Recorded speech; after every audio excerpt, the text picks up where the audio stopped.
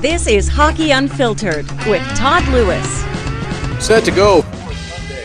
A loaded show. Lots of guests. Lots of good guests today with some strong hockey opinions, thoughts as we get to a really interesting point in the season. 8 weeks from today, we'll be looking at playoff matchups. How's that for a time perspective? Dan Rosen, senior writer from NHL.com, will join us right off the bat. Sara Civian covering the Boston Bruins also coming up in hour one. Boston lost. Not only did the Bruins lose on Saturday night, they lost in regulation. That's been a rarity. Luke Fox, columnist for Sportsnet.ca, will join us also in hour number one. The Toronto Maple Leafs continue to roll. Jeremy Rutherford from the Athletic in St. Louis ahead of a Blues and Pittsburgh contest on Sunday. Coming up as well, our friend Mike Zeisberger, feature writer for NHL.com, also coming up. Always a good discussion when Mike joins us on a variety of topics. And, of course, because it's Sunday, Steve Laidlaw, the managing editor of DobberHockey.com, is here with this week's Fantasy 5.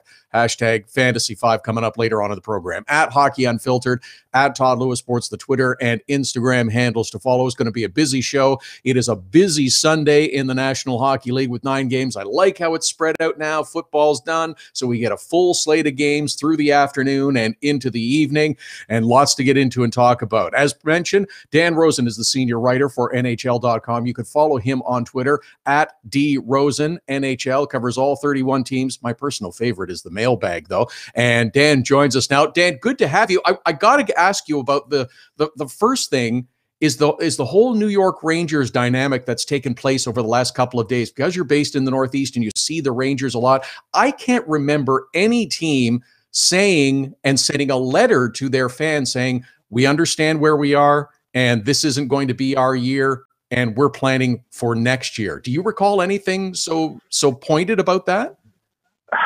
No, definitely not. That's no, I haven't. The transparency, I like it, to be honest with you. I really like it. It's not something we see a lot in forget about just, pro hockey, pro sports in general. I don't mean transparency. I mean letting the fans know, not just through the media, but directly talking to them what it is, what the plan is, and bracing them for what's to come. Because all they've been reading until that point were reports that were unsourced, if they're reading them at all. And now every fan knows what's coming for the Rangers. The interesting dynamic is the players and coaches don't buy it, and they certainly played as if they got to show management something. They're out to prove something to management. They played that way against the Calgary Flames the other night when they won 4-3, and that was the message after the game. Like, look, they have to do what they have to do, and by all means, we can't control that. But what we can control is doing what we can do in here to win hockey games, and that's what the plan is. It's an interesting dynamic. It's the dynamic you would expect from players and coaches. Their function is to win. Their sole motivation is to win, whereas management has to think long term. Maybe that, eventually I think that long term thinking is going to get in the way of the players' ability to win.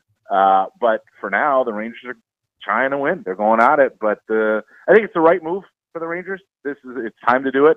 And I like the transparency that they showed their fans.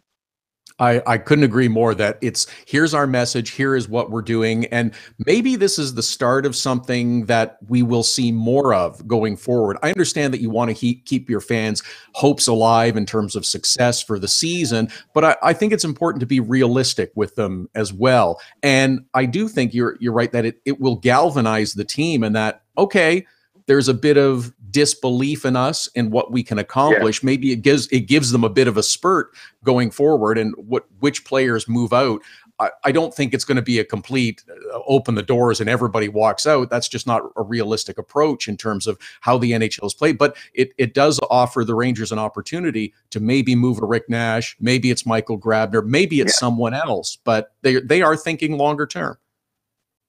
They have to, because you think about the Rangers have been the team that's been so close for almost a decade now. They've made the playoffs 7 consecutive years. They've gone to 3 Eastern Conference finals. They went to the Stanley Cup final. They played, I think, in 129 playoff games since 2011. Henrik Lundqvist, in his entire career, which started in 2005, has never played a minute of regular season hockey in which his team was mathematically eliminated from the playoffs. That stat alone, it tells you everything that the Rangers have done in the past decade plus. But this team's not good enough right now, and they've got injuries.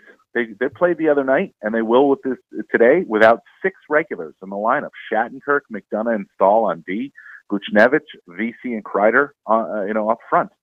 That's a third of your skaters. I mean, these are top guys too that are missing from the lineup, and they're not using injuries as an excuse. So I give them credit for that, but they're not good enough to win right now, and they've got assets that, frankly, other teams can benefit from getting, and the Rick Nash and a Michael Grabner in particular. And if they want to go the route, Ryan McDonough and Matt Zuccarello as well, who are signed for one more year. And if they can get first-round picks, they can get high prospects. This is the route they need to go. For the longest time, the Rangers have been the team trading those first-round picks and trading those top prospects to try to win. It was the right thing to do, and now it's the right thing to do to try to recoup and restart this thing. Senior writer from NHL.com, Dan Rosen is our guest, at DRosenNHL, to follow him on Twitter. Just because you mentioned his name, I think we can deal with it quickly. He said he wants to stay, but there will, I suspect, be speculation over the next 2 weeks about Henrik Lundqvist and his future with the New York Rangers. I don't see him having a future anywhere else. Do you? No, I really don't. He's maybe the most competitive athlete that I've ever covered in my years covering sports in general, and the past 10 plus years at NHL.com covering the NHL. I don't think I've ever seen a more competitive athlete, and they're all competitive, but the way this guy is, the way his drive is just, it's second to none. That being said, he loves New York. He loves the Rangers. I just don't see him bailing on what they do there, and even if the team is going to go into sort of it's not a full rebuild. It's not a Sabres, Maple Leafs, Oilers rebuild. It's a retool is what they're trying to use, the term they're trying to use. And they've got some young pieces, and I don't see Lundqvist wanting to bail, and I don't see the Rangers bailing on him. I know I've heard it in other places where people are like, well, why would they keep him? Well, because he's Henrik Lundqvist, and he still gives you a chance to win, and they don't want to go into a complete tailspin where they're losing every game. That's not what they're out to do here. So I don't see it happening. I do think he's going to play his entire career with the Rangers.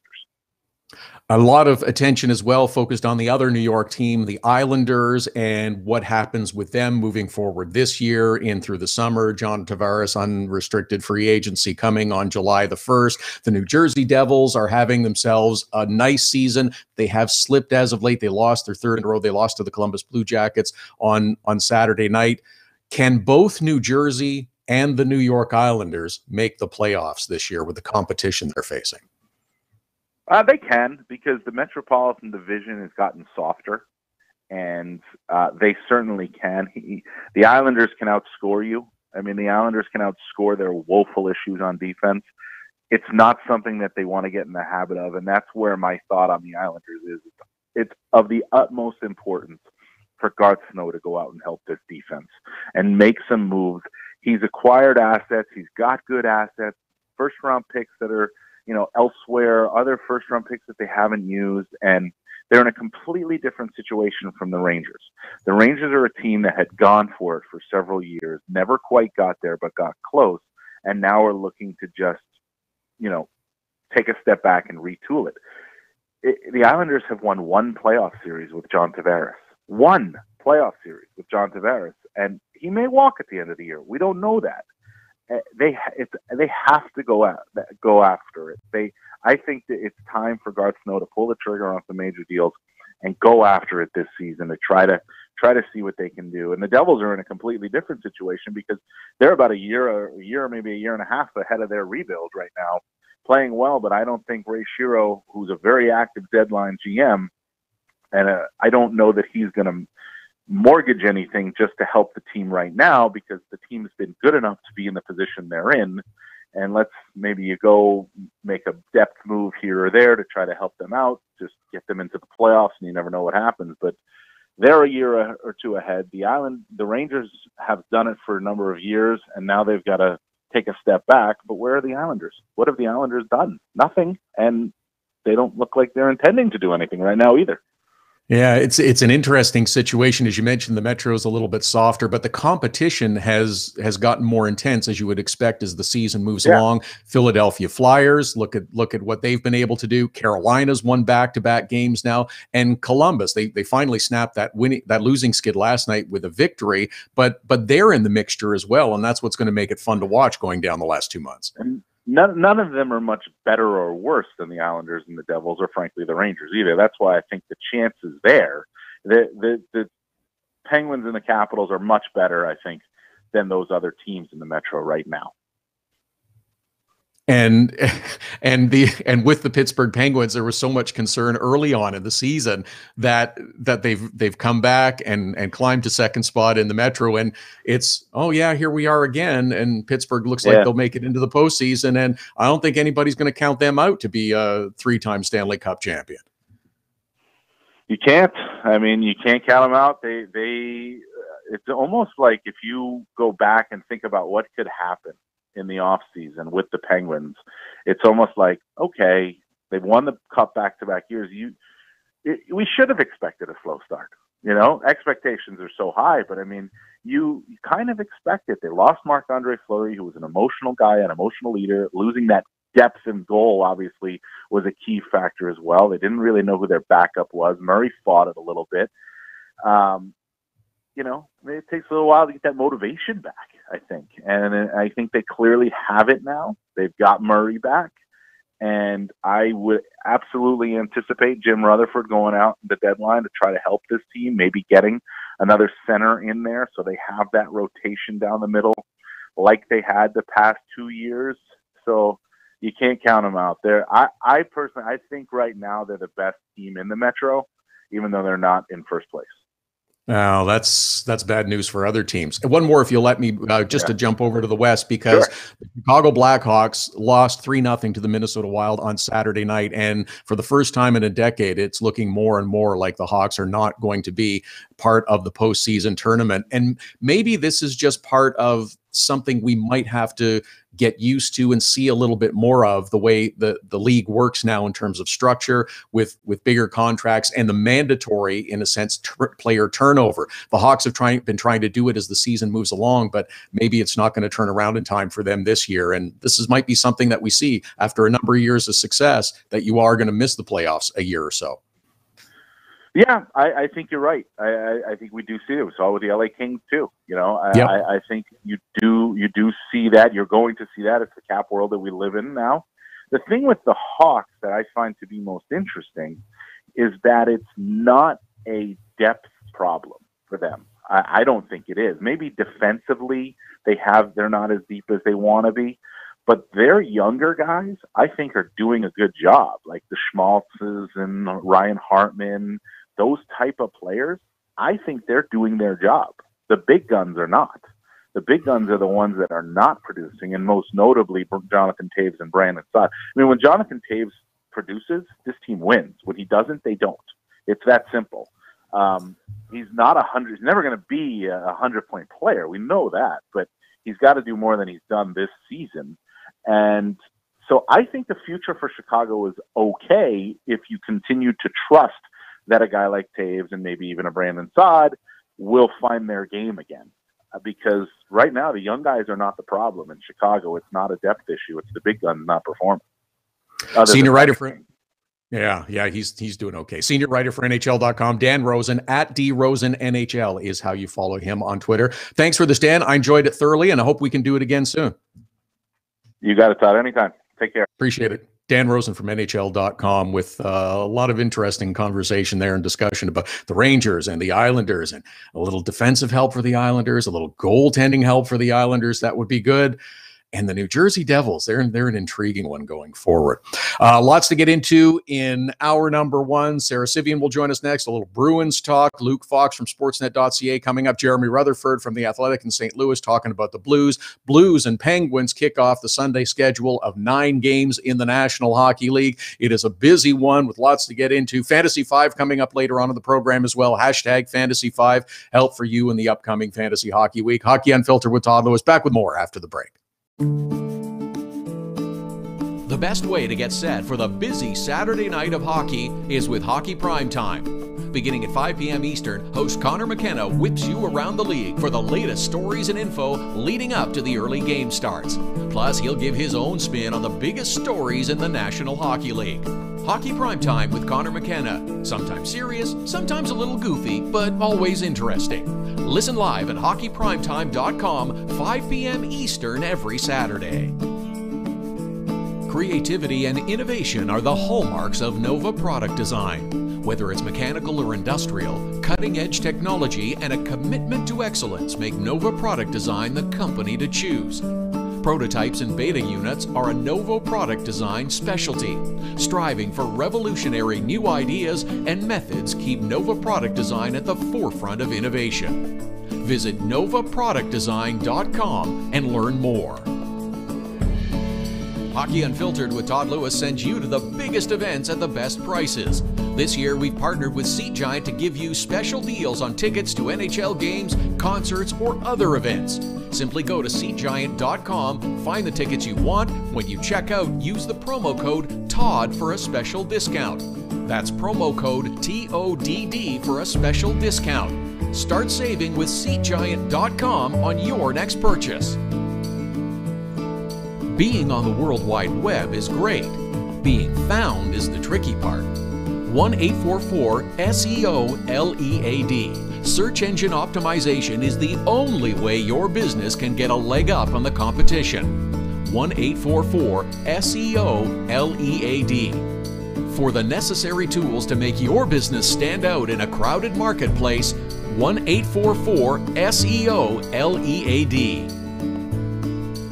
Now it's even easier to nominate your dog as the Hockey Unfiltered Dog of the Day. We do it every Saturday. Send us a photo on Twitter or now on Instagram with the hashtag HU Dog of the Day. We choose a winner every Saturday. That's simple. Now on Instagram or Twitter, send us the photo using the hashtag HU Dog of the Day, and your dog could be the one added to our gallery on the website and Facebook page. It's the Hockey Unfiltered Dog of the Day every Saturday.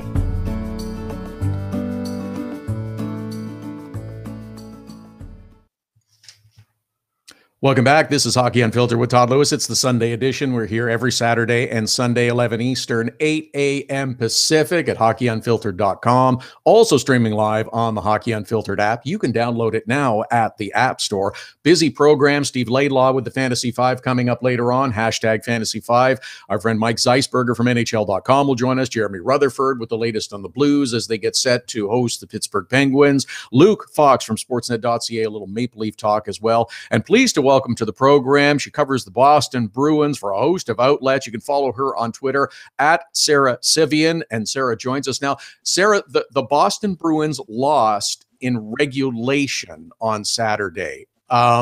Is this a time for panic for Bruins fans? This hasn't happened in what? It seems like months so far. Yeah, it hasn't happened in so long. That's why I think people were quite panicked last night, but I don't think they have to be. It was an ugly loss. I mean, you can't spin that any other way.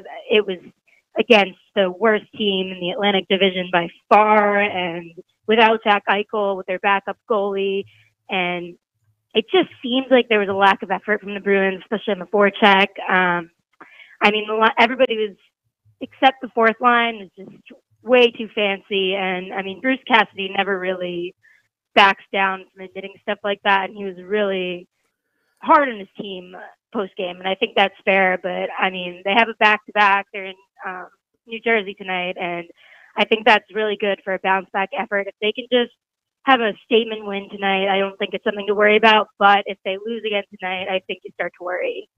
Yeah, I was being really tongue in cheek because it's been so rare that we see a game like this for the Boston Bruins that it strikes you when it happens. But I also like the way that Bruce Cassidy talked about his team afterwards, saying, you know what, we didn't play well, and we whatever it was, whether it was maybe not taking the opponent seriously, but there was a lot of mismanagement with the puck, and it was very critical. But I think it was important to do that because the standards have been raised for the Bruins this year, and he doesn't want anything to it. Yeah. I think it's important to keep that standard there. And I think, yeah, I mean, maybe they overlooked the Sabres, and I don't think it's a huge thing to be worried about at all, but it just looked very hard for them at the time. Yeah, and the other thing that that statistically stands out is because Tuukka Rask had gone 20 plus games without a regulation loss. He happened to be in goal. So again, there's extra attention drawn to it. But and he had a good game. Yeah, and it was his team that let him down. Yeah, you hate to see that. I mean, his streak had to end eventually, but last night he said, we'll just start a new one, and that's been their attitude all season, and it's worked. It's been wonderful to see some of the young players who have contributed so well for the Boston Bruins this year, whether it's Jake DeBrusk or Danton Heinen or some of the others. Yeah, it reminds me of the Penguins run 2 years ago, kind of. I mean, there's a big effort from the veterans, but then the young kids can step up too, and the combination of it all makes you think that they can go for a pretty long run postseason, because when people start to get tired, other people pick up the slack, and there's just kind of a team-wide chemistry. Is there a plan for the final almost quarter of the season in terms of how much work Tuukka Rask will see going down the stretch that you know of? No, I think Bruce Cassidy has been so good with the goalies, putting in Khudobin when he senses Tuukka might need a break, stuff like that, and he's been really good at that. And I think he just kind of does it not game by game, but just plays it by ear. And I think that's going to continue, but I'm not exactly sure about that. No, that's in terms of back-to-backs and the like, that makes sense. It's just you wonder if you want to get them a little extra rest nearing the end of the season. Maybe I'm just getting a little ahead of myself. But the other thing that has been discussed about the Boston Bruins is what they might do at the trade deadline. Will it be a top six forward help, or is it more of a depth position that you might see? You know, for me, I think if it's not broke, don't fix it. I've been hearing a lot about Michael Grabner. I think that I don't hate that. I don't think they need to do anything blockbuster right now. I mean, the team is having a great season. It's just messing with the chemistry right now. It isn't ideal, if you ask me. Are the Bruins ahead of where they expected to be, it seems? Yeah, I think so. Especially, it was the 1 year mark of Bruce Cassidy, I think yesterday or the day before maybe, and it was just everybody remembered how doubtful they were of him and how everybody thought, not everybody, but I did at least, and a lot of people did, thought it was a questionable move. And I mean, Julian's a great coach, but I think the change is needed. And if you look now, nobody really expected this to work out, and it's really worked out. Even in the beginning of the season with all the injuries, and it was rough in the beginning of the season, but they just, here they are now. So Charlie McAvoy came back after having that procedure to correct a heart issue. How has he looked in his couple of games back? Not gonna lie, he hasn't looked amazing. Not his usual self, which he makes it look so easy, and he is great with transitions. I think he's struggling a little bit to get back, but give him a few more games and I think he'll be fine. He's been kind of an issue there, I think. I'll be happy to give him as many games as possible because I think he's been outstanding this year. He's outstanding, and I love the way he plays Chara. I think that's perfect. And I mean, Chara doesn't look like he's slowing down the slightest, but when he starts, it'll be perfect to have somebody that can log the extra minutes too, and like it's just a young, smart player that can energize him too. Patrice Bergeron always gets talked about in terms of the Selke. Should he get some MVP consideration this year? I think so. I mean, 24 goals on the season. He's leading the team in scoring. Yeah, absolutely. I think so, and especially when Marchand got the penalty. He had a 5-game suspension. Bergeron kept them in there, and I think in terms of not just production, but team morale and just being the person that the team can look to for consistency always. And I mean, yes, it's always a points race, and he's having one of his best seasons in terms of points in his career. But I think his responsibility on defense should also be an MVP discussion, because that top line before last night's game, they had only allowed 2 goals 5-on-5, like that line the whole season. And I think that has been a huge factor in their success. And Patrice Bergeron, just such a huge factor in that.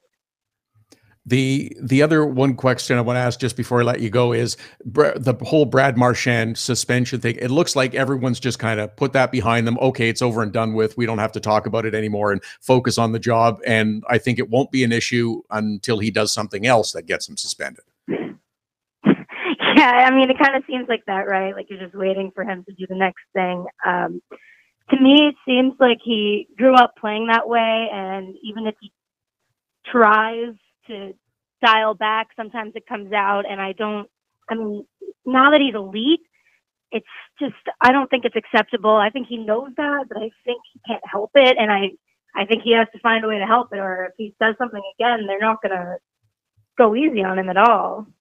I agree with you, and I don't think he can help it. Sara Civian covering the Boston Bruins. At Sara Civian is how you follow her on Twitter. Thanks for the time today, Sara. Appreciate it, and hopefully we can have you back again soon. Yeah, thanks so much for having me. See ya. Appreciate it. Sara Civian covering the Boston Bruins. That's just Brad Marchand. That's what he does. He can't help himself. He just loses his mind occasionally, and that's what the Bruins have decided they're content to live with. If you miss 3 or 4 or 5 games a season because of injury, nobody freaks about it. But this is just a different sort of thing. Marchand may miss 3 or 4 or 5 games a season because of suspension and something like the flying elbow he struck out a little while ago. It's just what he does. It's just how he plays. There's nothing you can do about it. So they understand that. They've determined they're going to live with it. So it'll be fine. Yeah, I think we can give some consideration for MVP to Patrice Bergeron. I mean, because of the season he's having too. His point totals, his goal scoring totals are higher than usual. Sure, he's still doing all the great defensive things, but the leadership that he's has demonstrated to help bring this team along with so many young players. And as Sara mentioned, so many injuries in the early going in the season. They had goaltending struggles with Tuukka Rask, who's now gone completely in the other direction. You could make a case for it. I don't know. I don't think he's going to win, but yeah, I think you can put him in the discussion as MVP because of all that he's done with that team. I think so, definitely. At Hockey Unfiltered, at Todd Lewis Sports, Twitter and Instagram handles. Busy first hour continues. Luke Fox from Sportsnet.ca is going to join us next. Little Maple Leaf talk. Oh, things are looking good for the Maple Leafs. Won again on Saturday night. That's 7 out of their last 8. Maple Leaf fans are salivating. Some are chirping me on Twitter. I'm like, it's fine. It's fine. It's good. At Todd Lewis Sports, Todd at hockeyunfiltered.com is the email address. I hear about it all the time from Maple Leafs fans when I see them and talk to them. It's good. It's all fun. Jeremy Rutherford also with the latest on the Blues coming up as they get set to host the Pittsburgh Penguins, start of a 9-game Sunday in the National Hockey League. Hockey Unfiltered with Todd Lewis, back after the break. Hockey Unfiltered with Todd Lewis sends you to the biggest events at the best prices. This year, we've partnered with Seat Giant to give you special deals on tickets to NHL games, concerts, or other events. Simply go to SeatGiant.com, find the tickets you want. When you check out, use the promo code TODD for a special discount. That's promo code TODD for a special discount. Start saving with SeatGiant.com on your next purchase. Look, we know it happens. Life gets in the way and sometimes you can't catch the live edition of Hockey Unfiltered with Todd Lewis. But we've made it easy for you to catch up on the show you might have missed. Hockey Unfiltered with Todd Lewis is available as a podcast on iTunes, iHeartRadio, and Blog Talk Radio. You don't want to miss an episode. If you missed the live show, check out the podcast. Don't miss any shows. There's a test coming up later. Subscribe now. Get your business started getting more leads. 1-844-SEO-LEAD. The number to call if you want more online leads for your business is 1-844-SEO-LEAD. Search engine optimization can be the difference between success and failure. It's no coincidence which businesses are listed first in Google searches. Call 1-844-SEO-LEAD. Use the code Get the Savings. Hockey Unfiltered with Todd Lewis listeners save with SeatGiant and the promo code TODD. That's TODD at SeatGiant.com. Just log on to SeatGiant.com to find the best tickets to NHL games, concerts, or whatever you want and save. Use the promo code TODD. That's TODD when you check out and you save. Canadian listeners can save at SeatGiant.ca. That's SeatGiant.com and .ca. Cutting-edge design for manufacturing, Nova Product Design. Industrial design, mechanical engineering and design. Nova Product Design provides experienced design for parts and assemblies, manufacturing, assembly, and serviceability. From plastic parts to sheet metal forming, mold and tool design, injection molding, and more. Nova Product Design. Visit novaproductdesign.com to learn more.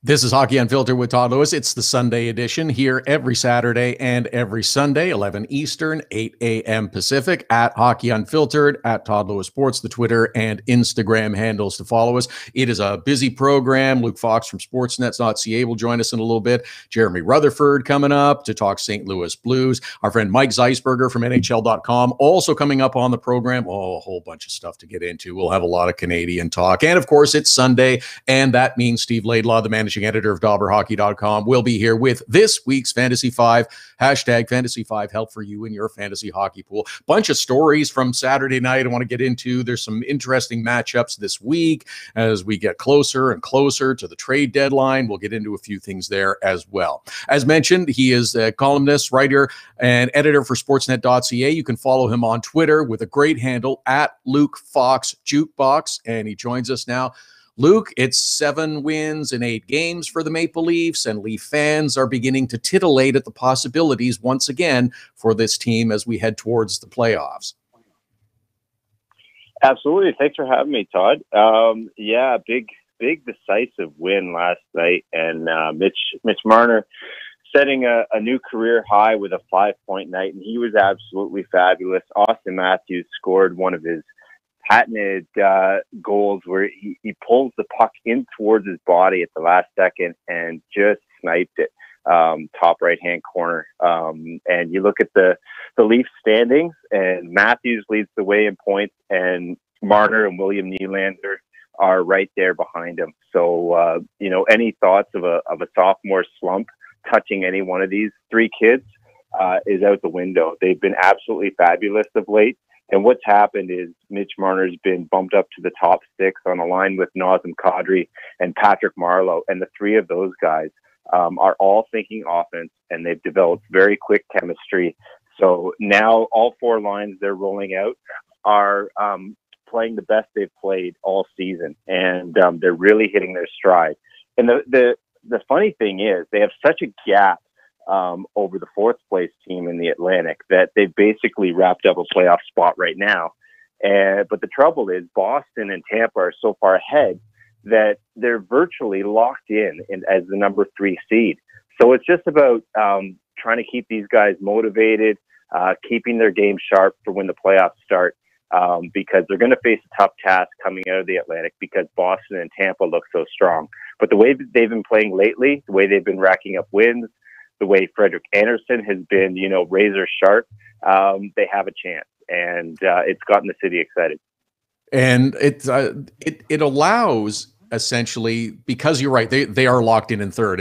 It takes something really strange, in fact, probably a few things really strange to happen for the Maple Leafs to change their position in the Atlantic Division. But that, in a sense, allows Mike Babcock and the Leafs a little opportunity to experiment a bit in the last 8 weeks of the season. Maybe they can try line combinations. Maybe they can try some different things on the power play and the penalty kill, and also spread out the ice time amongst some of their other forwards who have been sitting for a little while.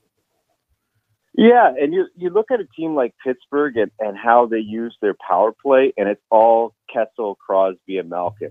Whereas the Leafs are trying to save these guys' legs for what they hope is a long playoff run. So you see balance on the power play time. You don't see Austin Matthews, the star that he is, getting crazy ice time the way Connor McDavid is. And that speaks to their forward depth, but it also speaks to a grander vision here. Babcock, as well as the Leafs sports science department, and trying to limit these guys' minutes, spread them out because they have so many horses up front, and try to save some strength and some endurance for what happens in the spring. And the lines have kind of been constantly in flux all season. They've been experimenting and trying to find the right mix, and this is probably the closest that they've come to striking that right now. And interestingly, it's come at the expense of a guy like Matt Martin, who was a fixture on the fourth line. Babcock, said he wasn't going to take him out because he keeps the flies off. Just in case anyone took a run at one of the younger kids, Martin would be that enforcer type, and he's actually having a really nice season. But Kasperi Kapanen's been recalled from the AHL Marlies, and is just, with his speed and with his hands, it's going to be tough to take him out of the lineup. There's just so much depth right now, and it'll be interesting to see what they do as we approach the trade deadline, because they're at the maximum 50 contracts. They have Martin sitting. They have Josh Levo sitting, who's a decent young forward, but has only played a dozen games this year. Hasn't even played since December 31st. And he's requested to Lou Lamoriello, either play me or trade me. And then they have Nikita Soshnikov, who, many would consider an NHL winger. And he's on a conditioning stint with the Marlies. So if he comes up, they have to make a move. Something's got to give here. And they want to be buyers at the deadline. My colleague Chris Johnston reported yesterday that they're not interested in trading James Van Riemsdyk, who could have been a key to maybe a bigger blockbuster move. So they're going to make a run here. They want to add, not subtract, but they have too many bodies. So it's going to be really interesting times around Toronto to see how things shake out. And they have options. It's like a good problem to have. They have so many good forwards going that it's a good problem to have. But the opposing teams are probably sizing them up and saying, well, the pressure's on you because you have too many of a good thing. So they're probably trying to get someone for cheap. Luke Fox is with us from Sportsnet.ca, at Luke Fox Jukebox, to follow him on Twitter. I would disagree. I will say their plan is going exactly as they want it. Is they have players that are pushing to get more time. That Matt Martin was a placeholder until, whether it was Josh Levo or Soshnikov or someone else, proved that they were ready to push them out of the lineup. And having more assets than you require is a positive for the NHL. I think this is exactly what Lou Lamoriello, Mike Babcock, Brendan Shanahan, and the Leafs exactly want to do. Is they want players pushing for more ice time. They don't have to trade James Van Riemsdyk, and if they do wind up losing him as an unrestricted free agent, well, who cares? Because they've got Soshnikov and they've got Kasperi Kapanen and they have other young players, whether they keep Josh Levo or not, they push and insert them into the lineup. This is the longer term thinking that fans and, quite frankly, a number of media members miss by only looking towards the end of their nose. Well, yeah, no, they've built a great system, and the Marlies can't lose in the AHL. They have such a good talent pool right now. that they won't have an issue replacing Komarov, Bozak, and JVR. I'd be surprised if any of those guys re-sign, not because they don't like them. They're important members. You know, JVR scored again last night. It's just he's hitting a point, and he would be the most valuable guy to keep because he plays the left side, and the Leafs are a little more flush on the right than the left. And he just has such a knack for scoring goals in tight. And you know, that those type of hands are such a hot commodity in the NHL that he'd be the guy that I think they would most consider keeping. But he's reached a stage in his career where I think he's just going to simply price himself out. Like he's at a point to hit a home run with his contract. You know, you look at what TJ Oshie was able to do last season when he was approaching free agency. That's the type of money that JVR is probably hoping to get. You know, set himself up for life, right? And I just don't think because they need to pay Matthews, because they need to pay Nylander and Marner, and because they have young players coming, I just don't see them keeping him. I'd be surprised. He would have to take a serious hometown discount in quotes. And I just don't think it makes good business sense from JVR's point of view. But I do like the move of keeping him at past the trade deadline and taking a run and rolling the dice and seeing if you can't upset a Boston or a Tampa, because things do happen, injuries happen, and upsets do happen. So why not take a chance? And like you said, they're going to be well set up for a few years now. Marner had 5 points last night. The guy's 20 years old. So you know, it just goes to show you. And he was a guy that people were kind of saying, is he on the right track? Is he having a great season? Well, all of a sudden, he definitely is having a great season. And that goes to complement Matthews and Nylander in their chemistry. So it's like great players, but not only a couple of them, there's many of them. So the Leafs will be in the mix for years to come. Yeah, if you are flush with assets, then that gives you a greater bargaining and negotiating power. For instance, as you're talking about James Van Riemsdyk and his potential contract status moving forward with the Maple Leafs, if they lose him, well, it'll be because you're right, he gets Gino dollars and Gino term. But if he chooses to stay and play and in the top 6 on a team that's going to be winning, then that becomes his decision. It's a different type of thing, but Lars Eller re-signed yesterday with the Washington Capitals at a pretty friendly number, not bare bones, but a pretty friendly number, because he wants to stay in Washington. He makes a comfortable living. The Caps have cap certainty. I'm just not sure that a similar situation arises for James Van Riemsdyk, but if it does, then everybody wins. Yeah, absolutely. I mean, and he's really agonizing over this decision. He's been really smart with it.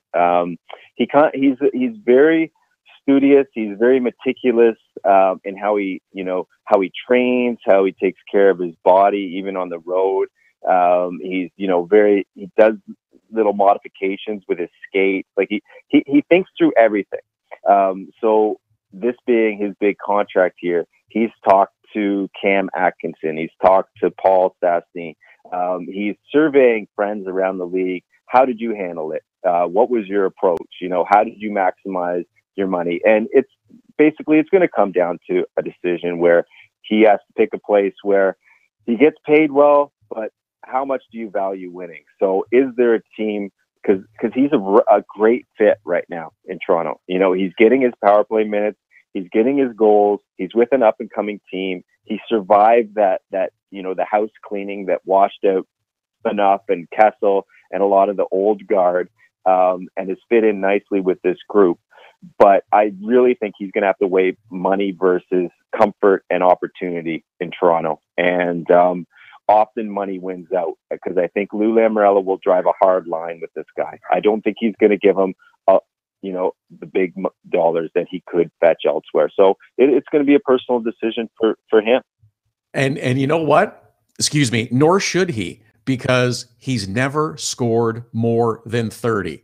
He's going to be 29 years old, and his totals are highly unlikely to go significantly above that number. And if he wants to come in for a decent term at a decent dollar, then it's a fit. If not, then there's other players to take his place. Yeah, absolutely. But I mean, 30 is nothing to sneeze at, right? Like, No, but it's not 40. A lot of people want a 30 goal scorer. But you're right. He is a bit. He's improving defensively, but he is a bit one dimensional. You know, he's not the most trusted guy in the defensive zone, and you see that in how Babcock uses him. But he's excellent on the power play.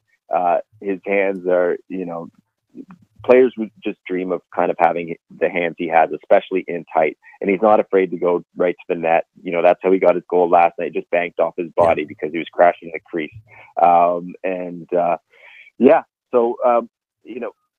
It's hard to begrudge a guy getting as much as he can on the market. I don't think Leaf fans would be upset if he did chase the money and leave and, strike it rich. And it doesn't mean he can't go with a contender. I think there'd be solid teams that would want his services. I think of Carolina because his brother's there and because they're so starving for offense.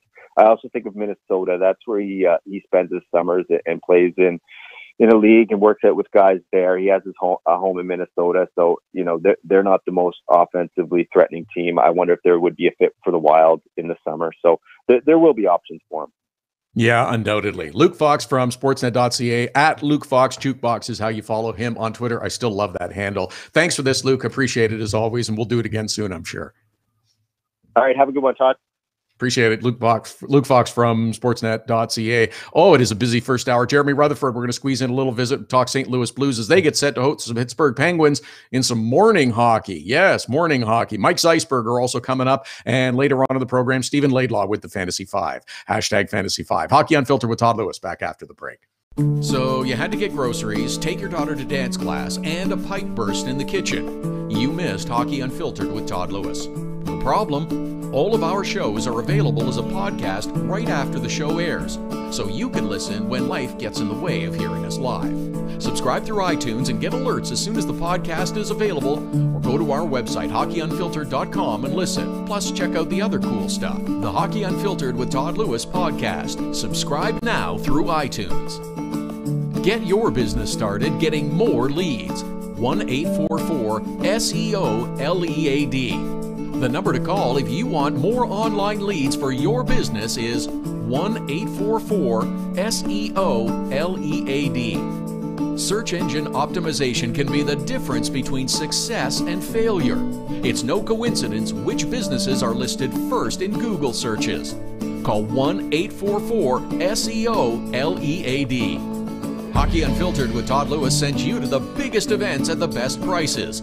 This year, we've partnered with Seat Giant to give you special deals on tickets to NHL games, concerts, or other events. Simply go to SeatGiant.com, find the tickets you want. When you check out, use the promo code TODD for a special discount. That's promo code TODD for a special discount. Start saving with SeatGiant.com on your next purchase. Nova Product Design is designed for manufacturing.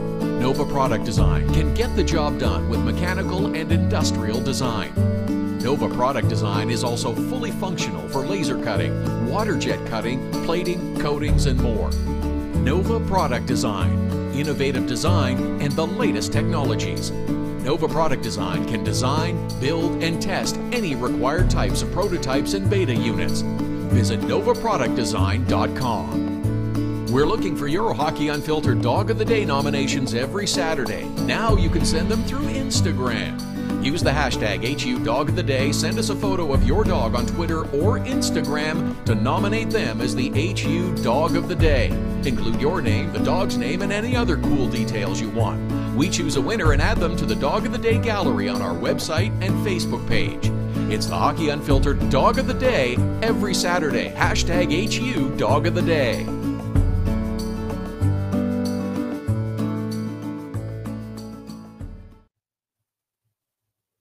Hockey Unfiltered with Todd Lewis. It's the Sunday edition here every Saturday and Sunday, 11 Eastern, 8 a.m. Pacific. Coming up on the program, Mike Zeisberger will join us from NHL.com. Always a good visit when Mike comes aboard. And, of course, this being Sunday, that means it's Fantasy 5, hashtag Fantasy 5, with Stephen Laidlaw, the managing editor of DobberHockey.com. Lots to get into on a busy Sunday with 9 games in the National Hockey League. Yes, action gets going again on Sundays now that football is done. Yes, this is good. Nice afternoon games, carry it right through until the evening. Oh, this is all positive. I'm liking this. It's a good schedule of games up today as well, with Detroit and Washington. The Rangers are in Winnipeg. Some news about the New York Rangers as well, just coming out that Andrei Pavlik apparently is going to miss 2 to 3 weeks with an injury. Interesting with what's going on with the New York Rangers and the discussion about who's going to be on the roster in the next 2 weeks. How much is Hank going to be able to play? You can't lean on him, and nor there's no reason that you should be leaning on him as much as the New York Rangers have been as of late. There's no reason you should be leaning on him that much when you've already said that we understand that this is not going to be our year. We have to look further ahead. There are going to be some familiar names. There are going to be some popular names who are no longer part of the New York Rangers going forward, but we believe it's in the best interest of the team to take these steps and move in the right direction for our long-term success to once again become a contender for the Stanley Cup.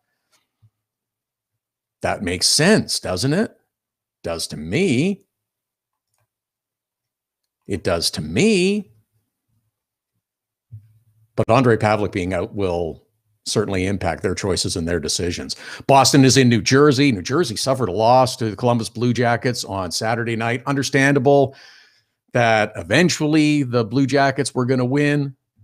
But the action gets going with the St. Louis Blues and the Pittsburgh Penguins. A little morning hockey. Jeremy Rutherford covers the Blues for the Athletic St. Louis and joins us now. Jeremy, how do you prepare for a morning start time with 11 a.m. or just after? I've been struggling all day. You know what? I'm glad I didn't go to Mardi Gras. They had a Mardi Gras parade here yesterday in St. Louis. And, let's just say I'm glad that I stayed home and got up early and was able to be here for this start.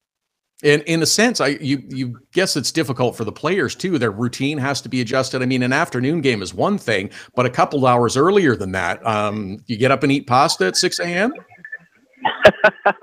I ate some donuts. I know they got to eat a little bit better than the sports writers up here. But, they, it does affect your routine. It certainly does. I mean, you're used to playing at 7 o'clock every time, and you're right. If you do play a day game, you're looking at a 1 or a 2 p.m. start, but 11 o'clock, a little bit different. But we all know that TV rules everything, and this is one of two. The Blues, I believe, have another 11 o'clock coming up in a couple weeks against the Nashville Predators. So I know they're excited about this one, the two-time defending Stanley Cup champions, and Ryan Reeves returns to St. Louis. They just showed him on the Jumbotron here in St. Louis, and the crowd kind of erupted. He was a fan favorite. So even though it's an early start, they got their pasta in them, and they're ready to go. There you go. Jake Allen is getting the start today as well, I understand. Is this the chance maybe that the Blues hope he can begin to regain that form that we saw so frequently this season, earlier, and last season, of course? Yeah, I think so. And, I don't know if anybody's ready to say that he's ready to take on the number one role and just roll with it. I think Carter Hutton has just played so terrifically. And Jake, it's not that he played poorly. It really isn't. The Blues didn't score a lot of goals for him, but when you had your backup just playing as good as anybody in the league, it was hard not to stick with him. And so Jake got in Boston, and I thought he was terrific, 43 saves. And then Carter went back in the net in Buffalo, but then Jake got the start the other night in Winnipeg. What a big game for him, a big win for the team. And so now I think you can start to feel comfortable that Jake's getting his legs under him, and the team's got some confidence in him. The team, it was his first win since December 23rd. So now he's got a W. And now you put him on the ice in a big game here. I think the Blues are hopeful that this is a guy they can turn to for the remainder of the season. Yeah, and they also got, as you mentioned, their goal scoring had been troublesome. Vladimir Tarasenko got a couple of goals, and that certainly helps the Blues and got to help his confidence too. It does. He went through a stretch, I believe he was 6 games, no goals. And he went through a stretch where he just had the 1 point and assist. And Mike Yo sat down and talked with him and tried to find out, what's going on. And he was frustrated. This is a guy, Vladimir Tarasenko, and it's a big kind of conversation here in St. Louis is, when a goal scorer doesn't score, but the team, wins some games, loses some games, if there's frustration that sets in even after a victory without scoring, is that selfish? We saw it for years with Brett Hull. He's a guy that wanted to score, and even if the team won, he was upset with himself. And so it's kind of that same situation with Vladimir Tarasenko. The thing with Vladimir Tarasenko is don't get frustrated, keep working, keep working hard. I don't think we've seen him work hard enough here lately. I think, you got to win some battles. You got to take some guys one-on-one. You got to get in position where your teammates can find you. They got to be able to count on you. I think we went through a stretch where we didn't see that from Vladimir Tarasenko, but I thought he was terrific in Winnipeg, not just the 2 goals, but he was finishing some checks. He was, playing the body a little bit and getting open. So I thought a great game for Vladimir Tarasenko to get him turned around. That seems like that might be a part of a coach's job that doesn't get as much attention or enough attention as it should. It's one thing to teach systems and have plays and structure, and this is what we're going to do, but building that relationship with players so you can have those kinds of conversations. And if there is a frustration or difficulty, you can work your way through it. That's a great point. And that's one thing that I think Mike Yeo learned in his 5 years with Minnesota. And look, he had a good run there. Everybody thinks that, he was only there a couple of years. He was there 5 years. And Mike Yeo, I think towards the end of that, the relationship with some of those players was kind of afraid. And that happens after coaches in one place for a long time. But I know when Mike Yeo came to St. Louis, he said, look, I know I've got a couple star players here and guys like Vladimir Tarasenko. I want to have good relationships with them. I don't want to give them too much rope. I want them to know who the boss is, but I also want them, to be on friendly terms where I can go to them and have conversations like that. Look, even when Mike Yeo was the coach in waiting, you could see he was in Vladimir Tarasenko's ear on the bench. They were going back and forth conversing. Tarasenko was telling him things that he saw on the ice. Mike Yeo's writing them down. I think they've had a pretty good relationship. Mike Yeo did have to bench him for 7 or 8 minutes in the third period of a game earlier this season against Vegas. So, I think the respect's there that, if he's not playing well, Mike Yeo will pull the plug. But I think these two work good together, and it allowed them to have that conversation the other day and be honest with each other.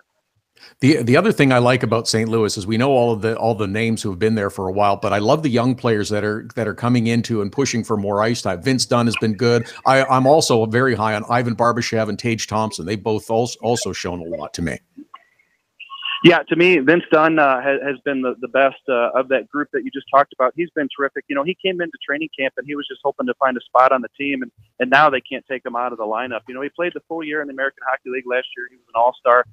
He's great. I don't say undersized, but he's not a big guy, but he can skate. I talked to his folks the other day, and they were telling me how when growing up, his friends were doing the social thing, and he'd skip out. He'd drive a half hour one way to go get, focused on his skating lessons.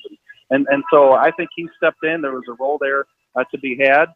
And now he's played so well, they've bumped him up to the #1 power play unit, and he looks like he belongs. So I think Vince Dunn's been terrific. Barbashev's a guy who struggled earlier in the year, but now he's kind of found his rhythm. And Tage Thompson, you won't see him today. The rookie's played pretty well, but he's dinged up, so he's out of the lineup. But he's a guy, big kid. We're talking 6'5", close to, 200 pounds. Needs to put some weight on, but I think this kid's got a great shot, and he's a good skater, got some good skill for a big guy. So the Blues have a lot of talented youth. Jeremy Rutherford covering the St. Louis Blues for the Athletic St. Louis. Follow him on Twitter at JP Rutherford. Jeremy, I know it's almost time. We'll let you go, but appreciate you squeezing us in and look forward to having you back again soon. Thank you very much. Appreciate it. Jeremy Rutherford covering the St. Louis Blues for the Athletic. The Blues and the Penguins kick off the Sunday action, the busy 9-game schedule. It's nice. There's games that start in the middle of the afternoon. Going to be a good hockey day, carry right through into the evening as well. It is a good hockey schedule. At Hockey Unfiltered, at Todd Lewis Sports. First hour has flown by. A bunch of stories that we'll get into in the second hour, as well as the Fantasy 5 and Mike Zeisberger also coming up. Hockey Unfiltered with Todd Lewis, back after the break. Hockey Unfiltered with Todd Lewis sends you to the biggest events at the best prices. This year, we've partnered with Seat Giant to give you special deals on tickets to NHL games, concerts, or other events. Simply go to SeatGiant.com, find the tickets you want. When you check out, use the promo code TODD for a special discount. That's promo code TODD for a special discount. Start saving with SeatGiant.com on your next purchase. Get your business started getting more leads. 1-844-SEO-LEAD. The number to call if you want more online leads for your business is 1-844-SEO-LEAD. Search engine optimization can be the difference between success and failure. It's no coincidence which businesses are listed first in Google searches. Call 1-844-SEO-LEAD. Now it's even easier to nominate your dog as the Hockey Unfiltered Dog of the Day. We do it every Saturday. Send us a photo on Twitter or now on Instagram with the hashtag HU Dog of the Day. We choose a winner every Saturday. That's simple.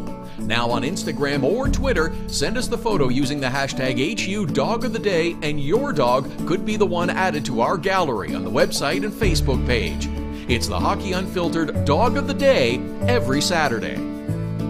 Cutting-edge design for manufacturing. Nova Product Design. Industrial design. Mechanical engineering and design. Nova Product Design provides experienced design for parts and assemblies, manufacturing, assembly, and serviceability. From plastic parts to sheet metal forming, mold and tool design, injection molding, and more. Nova Product Design. Visit novaproductdesign.com to learn more. So you had to get groceries, take your daughter to dance class, and a pipe burst in the kitchen. You missed Hockey Unfiltered with Todd Lewis. No problem. All of our shows are available as a podcast right after the show airs, so you can listen when life gets in the way of hearing us live. Subscribe through iTunes and get alerts as soon as the podcast is available, or go to our website, hockeyunfiltered.com, and listen. Plus, check out the other cool stuff. The Hockey Unfiltered with Todd Lewis podcast. Subscribe now through iTunes.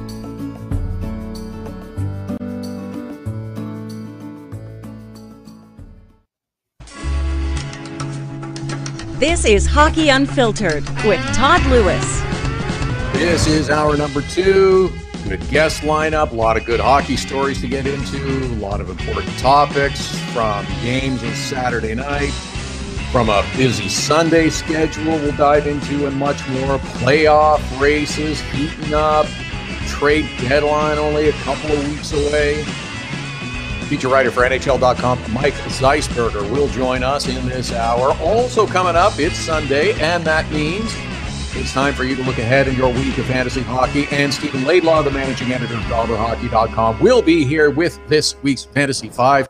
Hashtag Fantasy 5, help for you and your fantasy hockey pool. Hockey Unfiltered with Todd Lewis at hockeyunfiltered.com, streaming live on the Hockey Unfiltered app, all powered by Primetime Radio, here every Saturday and Sunday. Our Twitter and Instagram handles at Hockey Unfiltered, at Todd Lewis Sports. If you need more than 140 or even 280 characters, Todd at hockeyunfiltered.com is my email. I'm liking this weekend schedule. If it keeps up this way, 9 on Saturday, 9 on Sunday. Now that football's over, we're going to get more Sunday games. We get more afternoon games. And in some cases, depending on the time zone, you're going to get morning games. That's really catering to TV, and that's what rules the schedule. That's why St. Louis starts at 11:06 or something like that against the Pittsburgh Penguins on a Sunday, and that's why there will be more games like that. Okay. Hope it's a good Sunday, though. Hope it's a good weekend.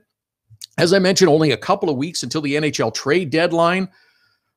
A lot of discussion going to be happening with that, with the New York Rangers and their declaration, the Ottawa Senators and their kind of similar discussions saying, well, we have to make other choices and decisions and be realistic about our fate this year. And we've given GM Pierre Dorion a 3-year contract extension. Tom Anselmi's on the way out, by the way. Oh, funny how that drops on Friday afternoon. Okay. But a good schedule of games, playoff drama will continue to pick up over the next few weeks. We're 8 weeks away from the end of the regular season. We have seen some intensity picking up in games, I thought, since the end of the All-Star break, seen some tighter, lower scoring games, but also still plenty of offense, which I'm pleased about. I think it's good. We're seeing a bit of a focus of teams who are trying to score goals and win games, as opposed to being strictly defensive, shutting down the opposition, and keeping all chances away from the front of the net, everything over to the side. Let's not lose kind of approach, as opposed to what we are seeing a little bit of. And I'm good. I'm good with that. I like that. It's not we're going to try not to lose the game. No, go try and win the game. Go try and score more goals than the other team. 3 teams on Saturday scored 6 goals. I like that. I want to see goal scoring. Now, hey, that's not going to happen in every game. It's not going to happen for every team, but I'm good with it. Teams scoring a half a dozen goals on any given night. It's good for business. Scoring is sexy. It gets your fans excited, gives them a reason to cheer, gives them a reason to come to the game and be part of the atmosphere and that in-building experience, the thrill of winning. You got to do that. As I mentioned in the last couple of days, New York Rangers have said, we're taking a knee. There's going to be players moved out, popular players that are going to move out. We haven't seen that kind of open declaration that we're not really hopeful of anything big happening past the first week of April for our team. So we're looking to make choices and decisions for the long term and the future, and send a letter out to our fans and season ticket subscribers saying so. That kind of thing is good. That kind of transparency, that kind of straightforward dissemination of information by NHL teams and sports franchises in general is sadly lacking. The more of it we get, the better. Tell your fans what you're doing. The closest thing to that might have been Mike Babcock a couple of years ago when he got hired as the Maple Leafs coach and said, look, there's going to be some pain. He was right. Tell people what's going on. They'll understand it. They might not like it. They might grumble about it occasionally. But if they see you're under control and have an actual plan to move forward, they're far more accepting of it. Plenty of great storylines from games on Saturday. The Tampa Bay Lightning with a really nice pregame ceremony recognizing the many contributions of Vincent Lecavalier. Contributions to both the city and to the franchise, offering him their sincere thanks and then retiring his number 4.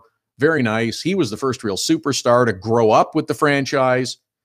His leadership, his talent, they were a big part of the reason that the Tampa Bay Lightning have grown to what they've become and be as successful as they are and to win a Stanley Cup. These last few years with Mr. Vinnick at the helm in Tampa, they've become a model franchise. This is what other franchises should be aspiring to have. They had some ups and downs. Every franchise does. They have some difficulties, but a lot of hard work, a lot of good people. They are showing how a successful team acts and a successful team operates. The potential, the future, is pretty awesome to think about. Tampa also defeated the Los Angeles Kings in the game. Andrei Vasilevsky made a save that was eye-popping. If you haven't seen it yet, check it out. Anze Kopitar has the puck. He's kind of skating towards the goal line on one side of the net, fires the puck towards the far post. Vasilevsky sees what's happening and battles through all that is going on in his crease around him, and then maneuvers his glove hand behind him to catch the puck before it has a chance to go into the net. So yes, he consciously sees what's going on. This wasn't just a sprawl desperation. This was a calculated move by Vasilevsky. It was pretty sensational to watch. Behind the back, got it. On the Kings broadcast, Kopitar was interviewed by Daryl Evans afterwards and asked him, say, hey, I saw you and Vasilevsky had a quick word after the save. What did you say to him? And Kopitar was a little reluctant, saying, well, maybe I'll just keep that to myself. But then he relented and said, you know what? I just told him to go and buy a lottery ticket. Good for you, Anze Kopitar. Thank you for sharing that. Thank you for being open and honest. No state secret. It wasn't being nasty in your comments or whatever. It's fun. It's still a game. Sure, you're competitive until the final buzzer goes, but it is still a game. It is still meant to be fun. So thank you for sharing that. I appreciate it. I think it's good. It's fun. It shows the personality. It's good for the game. It's something to get people interested and see a little closer inside of the game and see the personalities that are a part of it. Boston Bruins lost in regulation on Saturday. I know it's hard to believe. Tuukka Rask lost in regulation. I know it's hard to believe. It was bound to happen eventually. It wasn't a good effort against the Buffalo Sabres. I suspect Boston bounces back in their game against the New Jersey Devils on Sunday. For Buffalo, they could be busy up to the deadline. Evander Kane is a foregone conclusion. It's not if, it's when he's traded and where. But there's other concerns for the Buffalo Sabres as well, because Jack Eichel left the game against Boston, did not return after suffering a lower body injury. He kind of fell as he was playing the puck. He was being approached by a Bruins player, and that wasn't the cause of him falling. He just kind of fell awkwardly. Toronto Maple Leafs hosted the Ottawa Senators. Maple Leafs lit it up quick against the Sens, scored 3 goals, bang, bang, bang. See you later, Craig Anderson. 3 goals, 10 shots. Thanks for coming. Sens are another team that have said, you know what? We're looking ahead. We talked a little bit about this on yesterday's program. Sure, look ahead. The name Mike Hoffman keeps getting thrown around. He's not getting traded if I'm running that team. Great skill, great speed, signed to a contract. Play for me. That's the kind of player you want to build around. You got to figure out what's happening with Erik Karlsson too. But watching the Maple Leafs play, who have now won 7 of their last 8 games, and fans are titillating again and getting very excited about what might happen. Watching, sure, the Maple Leafs had a really nice night from Mitch Marner. 2 goals, 3 assists, 5 points. Austin Matthews scored another goal. That's 26. He's looking like he's on his way to 40 again, even after missing a few games because of injury.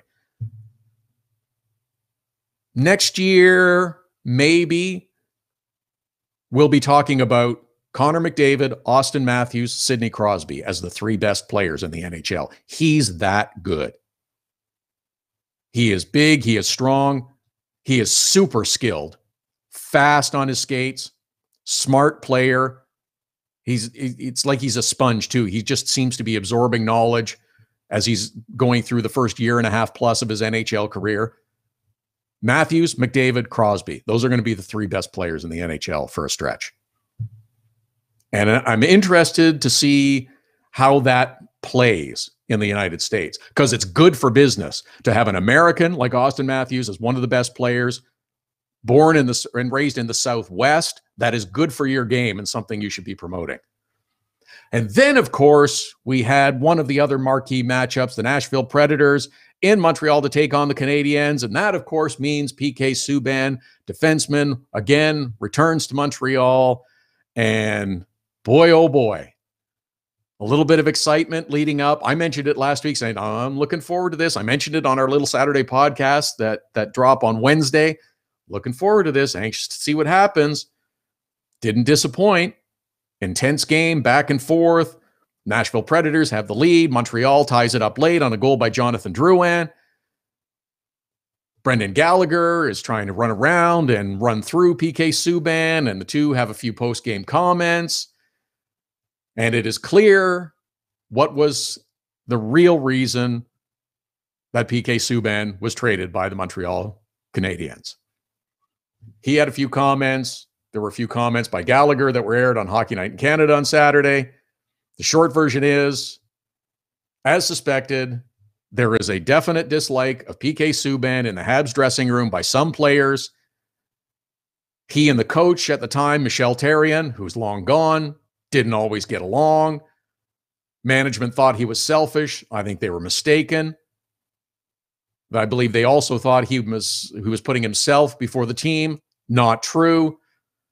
The result, he was seen as the problem, and he was moved. Now everybody's saying, look, Nashville's had great success. That's because PK Subban was traded there, and the Canadiens have been kind of stinky since then, especially this year. That's not the only reason, but yeah, it absolutely is a factor. I'm anxious to see what happens with the Montreal Canadiens going forward. There's a lot of questions about that team, and there should be a lot of questions about that team because a lot has gone wrong.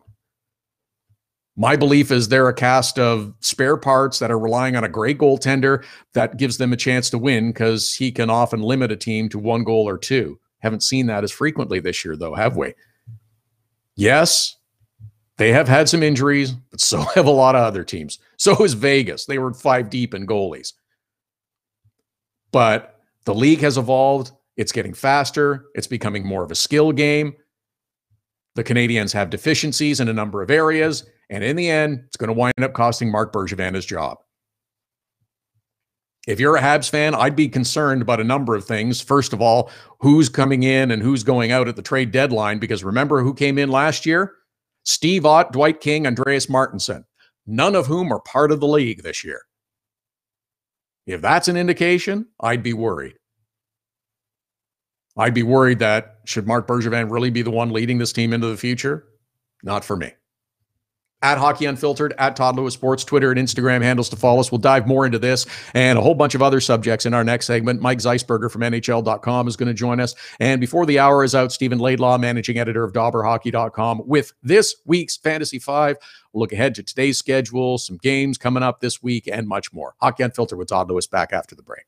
There's special savings for Hockey Unfiltered listeners with our new ticket partner, Seat Giant. And Canadian fans can also purchase in Canadian dollars.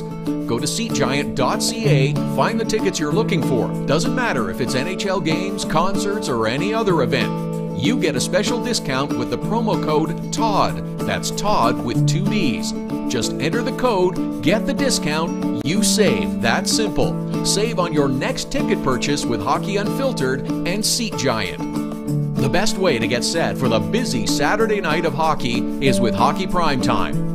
Beginning at 5 p.m. Eastern, host Connor McKenna whips you around the league for the latest stories and info leading up to the early game starts. Plus, he'll give his own spin on the biggest stories in the National Hockey League. Hockey Primetime with Connor McKenna. Sometimes serious, sometimes a little goofy, but always interesting. Listen live at hockeyprimetime.com, 5 p.m. Eastern every Saturday. Search engine optimization is the key to success for your online business. It can be the key to success for any business. 1-844-SEO-LEAD is the number to call to get your business at the top of all searches. An official partner of Google, they have the tools necessary to make your business the one people notice first. 1-844-SEO-LEAD. Now you can nominate your dog or any dog you love as the Hockey Unfiltered Dog of the Day through Instagram. Every Saturday, Hockey Unfiltered with Todd Lewis will take your nominations for the Dog of the Day. Use the hashtag #HUDogoftheDay. Send us a photo with the dog on Twitter or Instagram to nominate your dog. We choose a winner at the end of the show, and your dog will be recognized in the HU Dog of the Day gallery on our website and Facebook page. Hashtag #HUDogoftheDay. Creativity and innovation are the hallmarks of Nova product design.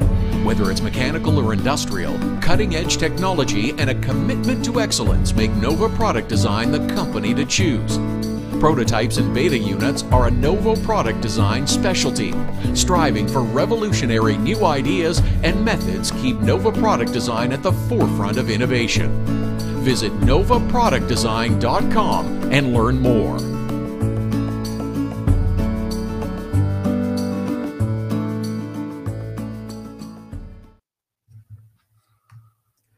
Welcome back. This is Hockey Unfiltered with Todd Lewis. It's the Sunday edition here Saturdays and Sundays, 11 Eastern, 8 a.m. Pacific at hockeyunfiltered.com, streaming live on the Hockey Unfiltered app. We're live on Periscope, live on Facebook, YouTube Live, and don't forget about our podcast as well. All programs available as a podcast immediately afterwards, plus as an extra added bonus at no additional cost, our little Saturday podcast, Little Hockey Talk in the middle of the week. They drop Wednesday afternoons, just our way of keeping the conversation going all week long. Before the top of the hour, Steve Laidlaw will be here with this week's Fantasy 5, hashtag Fantasy 5, help for you in your fantasy hockey pool. Pleased to welcome back our friend from NHL.com, the feature writer there. You can follow him on Twitter at Zeisberger. Mike Zeisberger joins us. And Mike, great to have you as always. And 7 of 8 wins for Toronto. Fans are excited again. Well, Todd, first of all, thanks for having me on. And, I think the last time we talked about, we talked about all the gloom and doom that was going on in the city, that the Maple Leafs hadn't won in regulation in something like 3.5 weeks. And at that time, I just said that all the panic was premature, that they weren't getting blown out. They were losing a lot of close games. And in a long season, you were going to have hiccups, especially with a roster that last year at times had 7 to 8 rookies in it. These things are going to happen. And sure enough, the ship has been righted, and all is well in the world of for those in Maple Leafs Nation. And you know, I mean, it's funny because, and I know I said at the time that the mindset had changed, because a year ago the Leafs went into the season with Austin Matthews as a rookie, and there weren't very many expectations other than let's see this team be entertaining. You know, by the end of it, they made the playoffs, and all of a sudden this year, everybody was talking about, oh, it's in Toronto, oh, it's a Stanley Cup contender. There are going to be growing pains. They went through it, but you know, like you pointed out, right now, this team is firing on all cylinders, and you know, all of a sudden, Mike Babcock, in the span of 3 weeks, has gone from somebody that was being second guessed by people that have won a lot less than him to being the coach everybody knows he is. Premature panic is what the Maple Leafs franchise is built on, though, by their fans, don't you think? Yeah. Yeah. So that's for sure. That could be the new alternate nickname. Toronto Panic. Okay, I'm for that if you want to do it. The other thing I want to, this is going to be a cliche now, and you can groan at it, but I guess they would have to trade for Richard Panic. Yeah, I know that's bad. Yeah, very good, very good, very good. No, okay, no, it's bad. Let's admit it. It was bad. Okay, it was. The other thing with the Maple Leafs, that yes, the lines have been shuffled a little bit, and Austin Matthews had another great goal on Saturday night, and Mitch Marner had 5 points, and everything is wonderful, and there's unicorns and rainbows. But the other thing is Frederik Andersen has also been really good for the Maple Leafs. I'm not sure he's getting enough credit by everyone.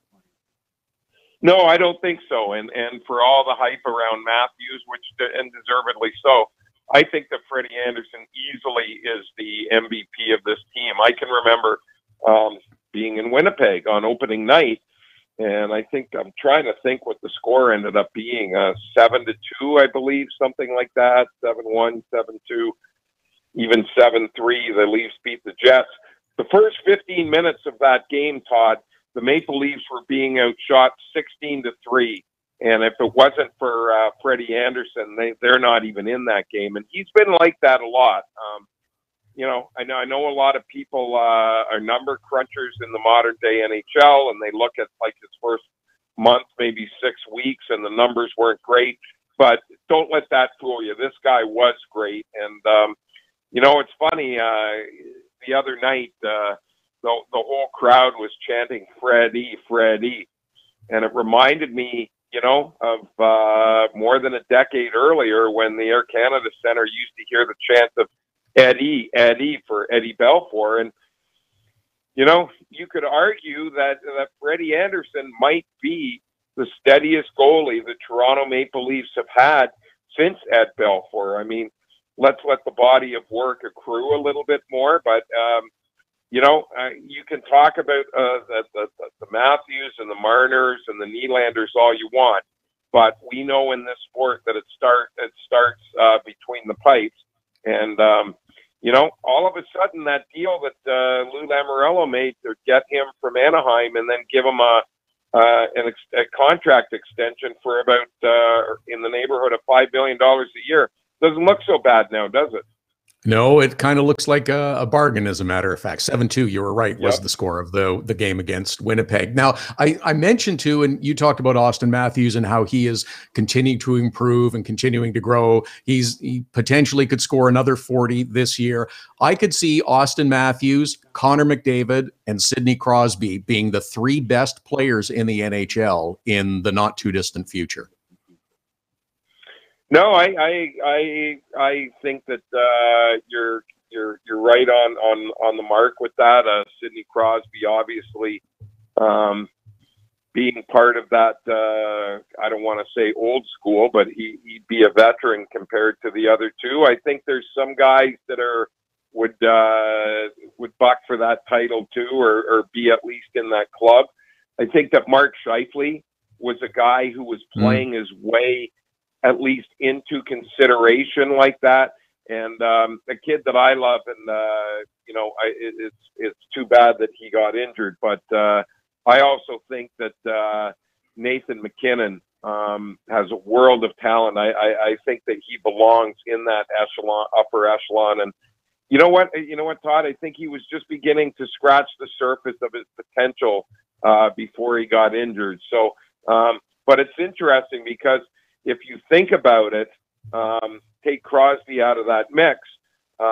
Those are guys that played on that Team North America in the World Cup of Hockey. And I remember, nicknamed the Young Gun. And when you look at some of the guys at that team, not only was that the future of the National Hockey League, but it's also the present of the National Hockey League. And it bodes very well for this sport when you see kids like that coming up in the way that they are stepping right in. And let's face it, being stars in this sport at a young age. Yeah, you said it very well there. You're right. Mike Zeisberger is our guest, feature writer for NHL.com.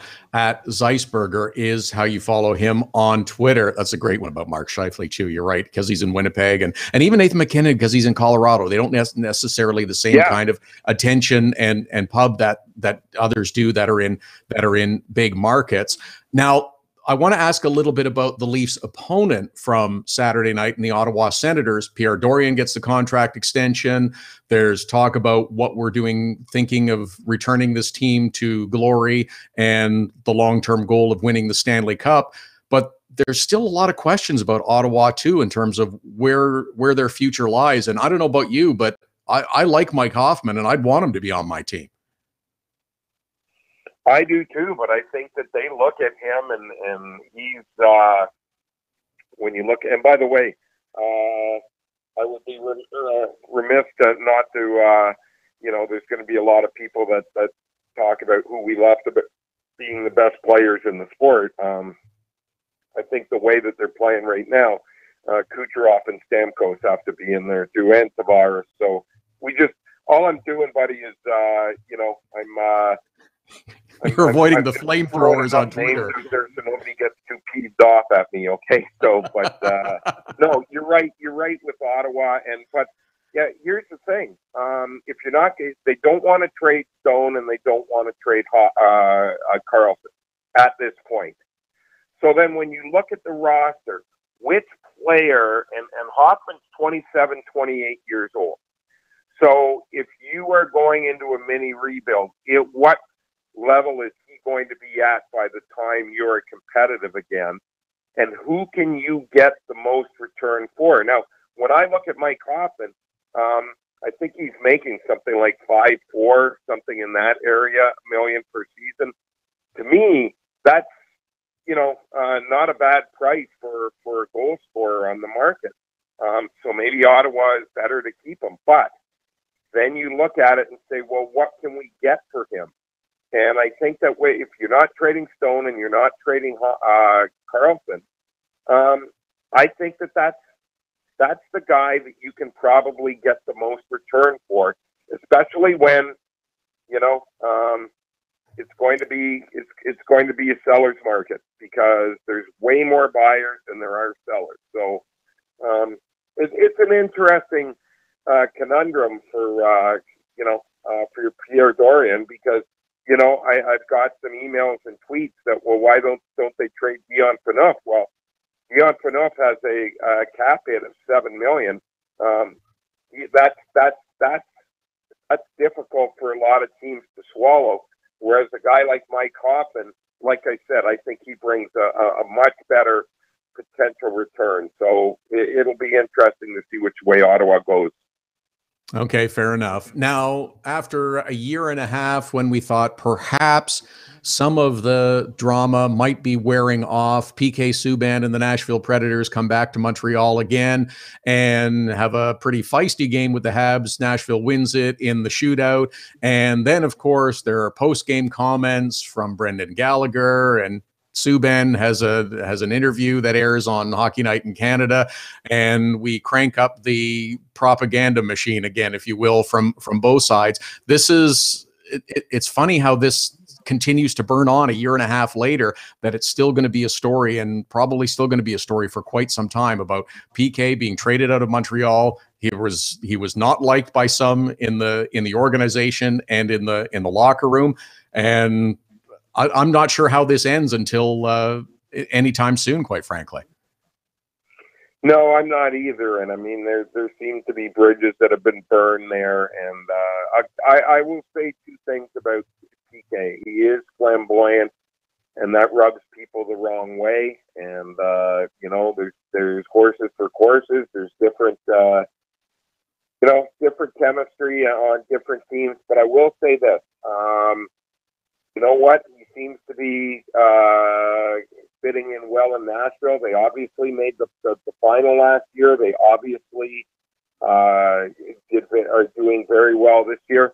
And something, Todd, that I thought was kind of reflective of PK's new environment, and I know there's been hiccups there, and but when you looked on Friday, PK went to the Montreal Children's Hospital, where obviously he's pledged to raise $10 million.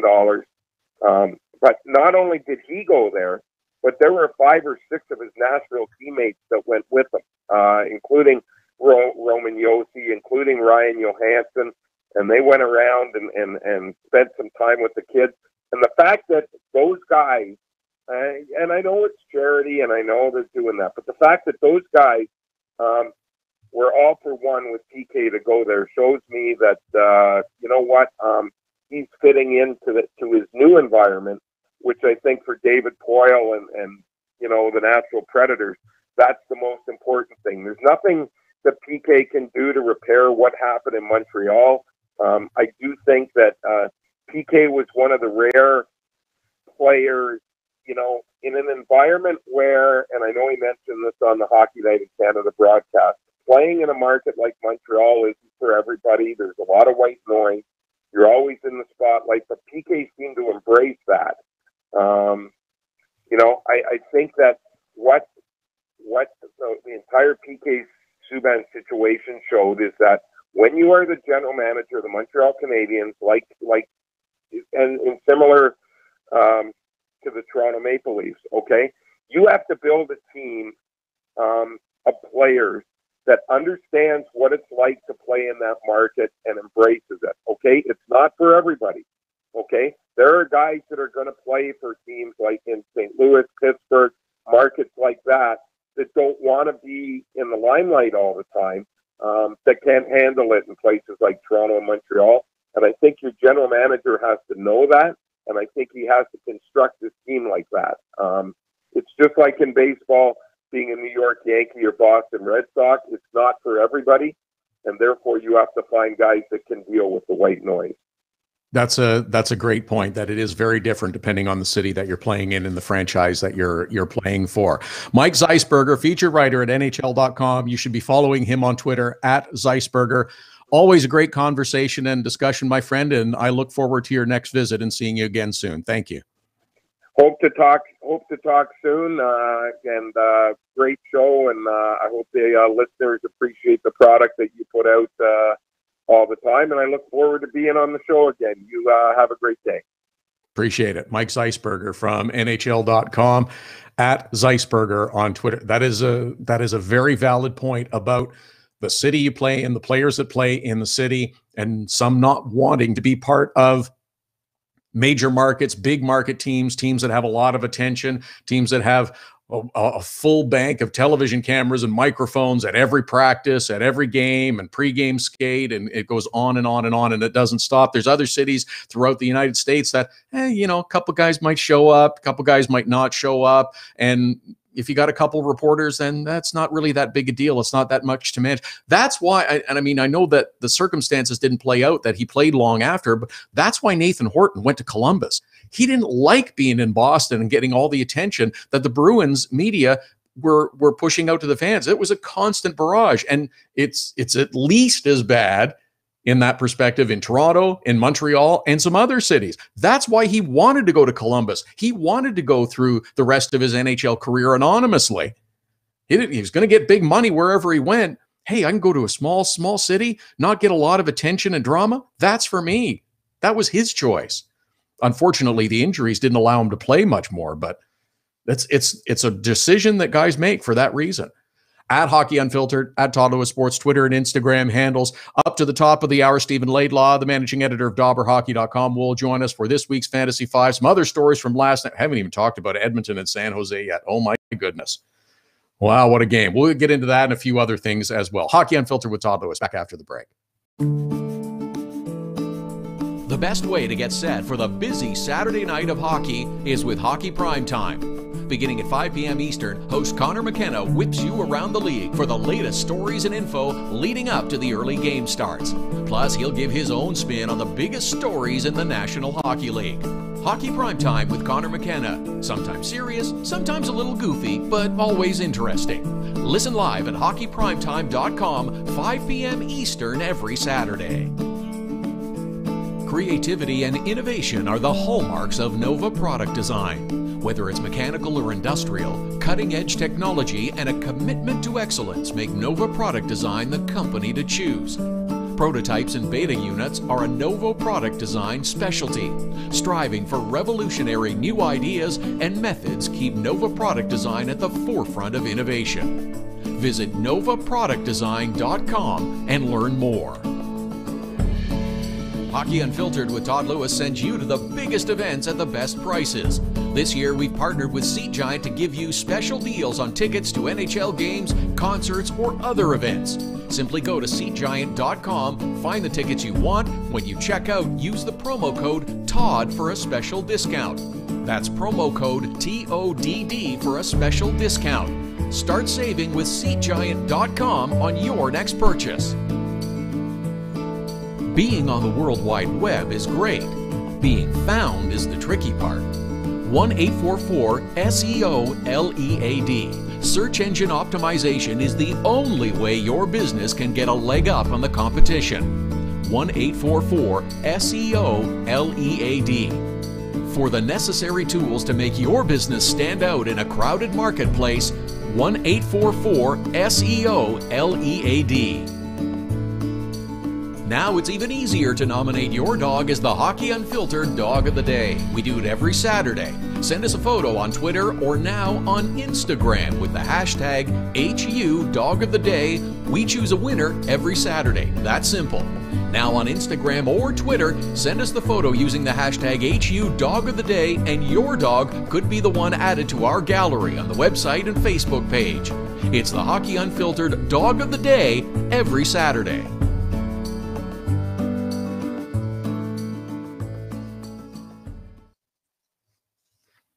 This is Hockey Unfiltered with Todd Lewis, the Sunday edition, here every Saturday and Sunday, 11 Eastern, 8 a.m. Pacific, at Hockey Unfiltered, at Todd Lewis Sports, Twitter and Instagram handles. We're live every Saturday and Sunday at hockeyunfiltered.com, streaming live on the Hockey Unfiltered app. And our podcast, you can subscribe through iTunes, through iHeartRadio. They, of course, also available on our website and on the Hockey Unfiltered app. Before the top of the hour, Steve Laidlaw, managing editor of DobberHockey.com, with this week's Fantasy 5, hashtag Fantasy 5. Little help for you in your fantasy hockey pool. Doing the best with what I got. I'm getting some players off IR. I had 4 players on injured reserve at one point a week or so ago. Mark Scheifele, Philip Forsberg, they were all out of the lineup. It was killing me, to say the least. Not that I've had a great season, but, you know, It is. I mentioned just before the break that I wanted to talk a little bit about some of the West Coast stuff with San Jose and the game against the Edmonton Oilers on Saturday night.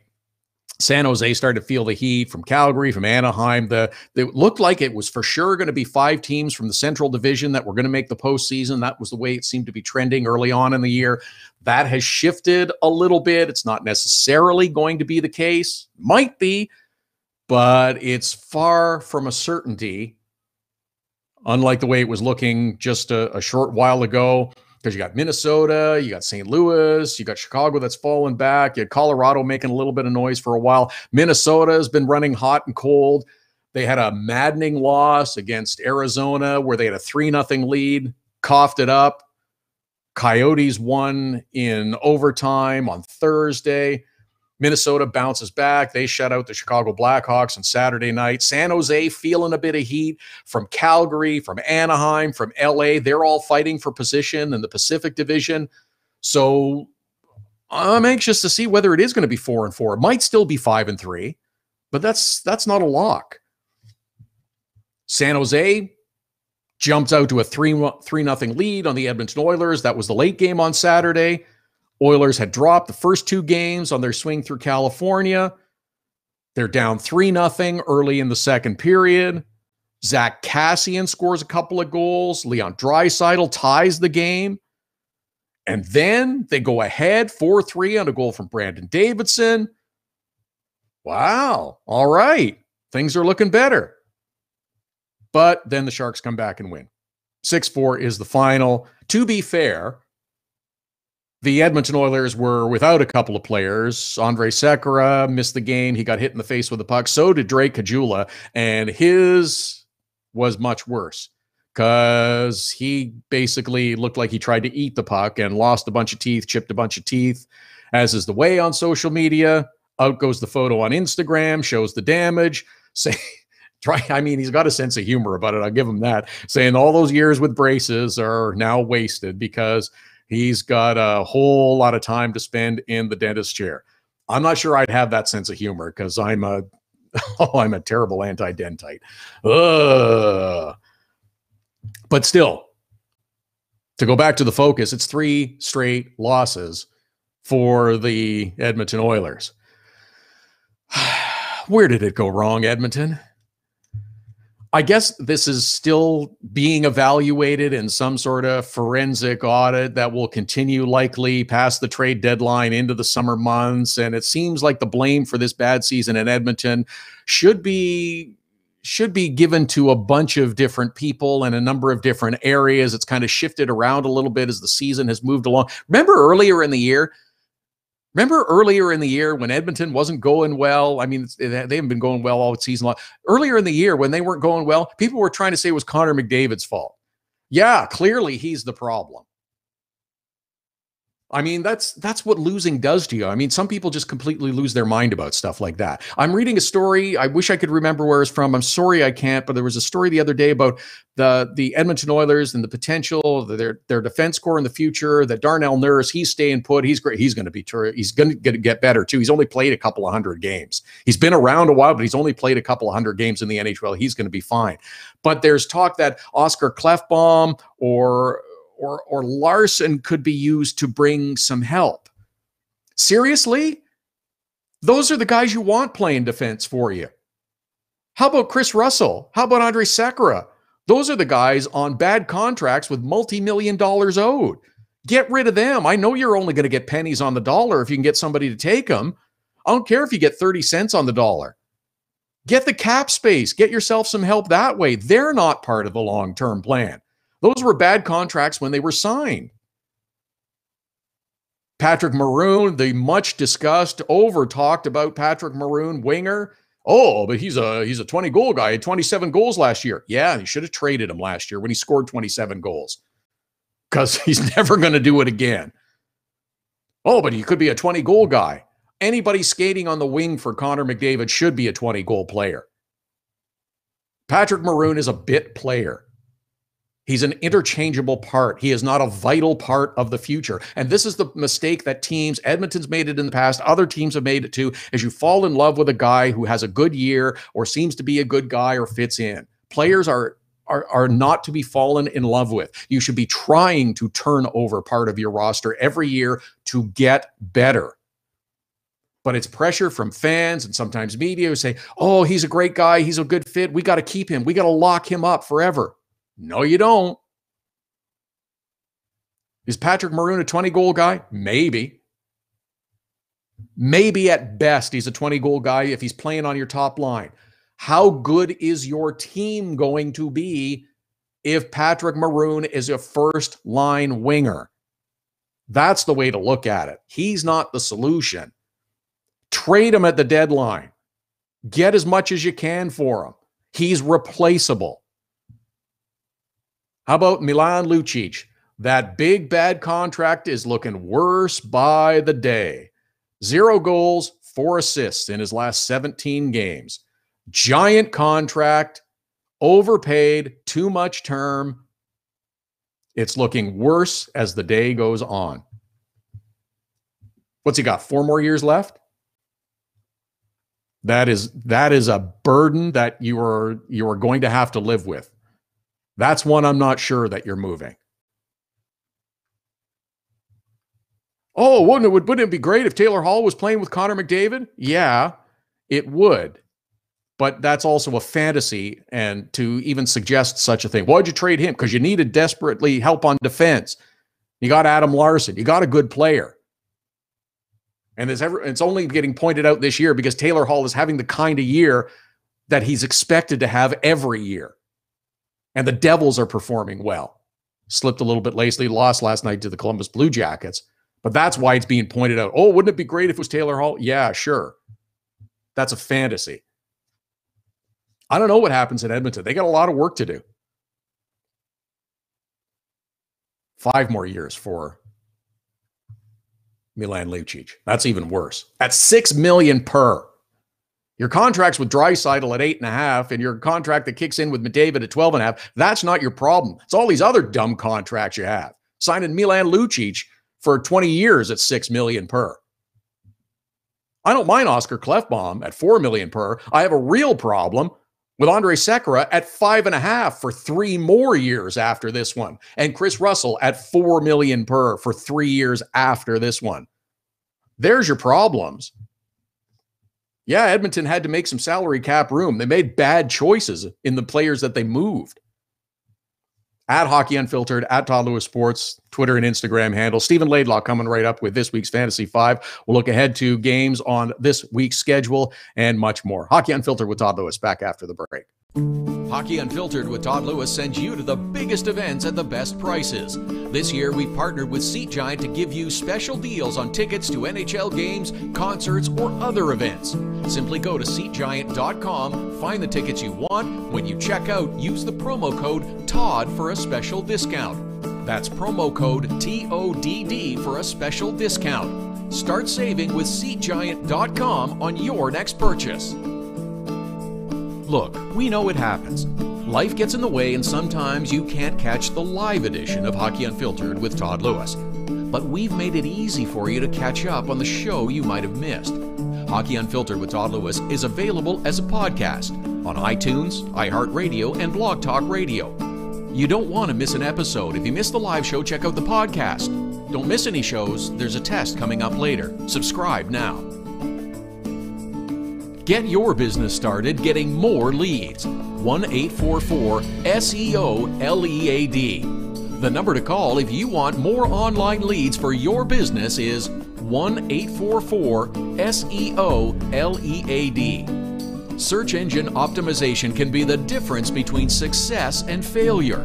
It's no coincidence which businesses are listed first in Google searches. Call 1-844-SEO-LEAD.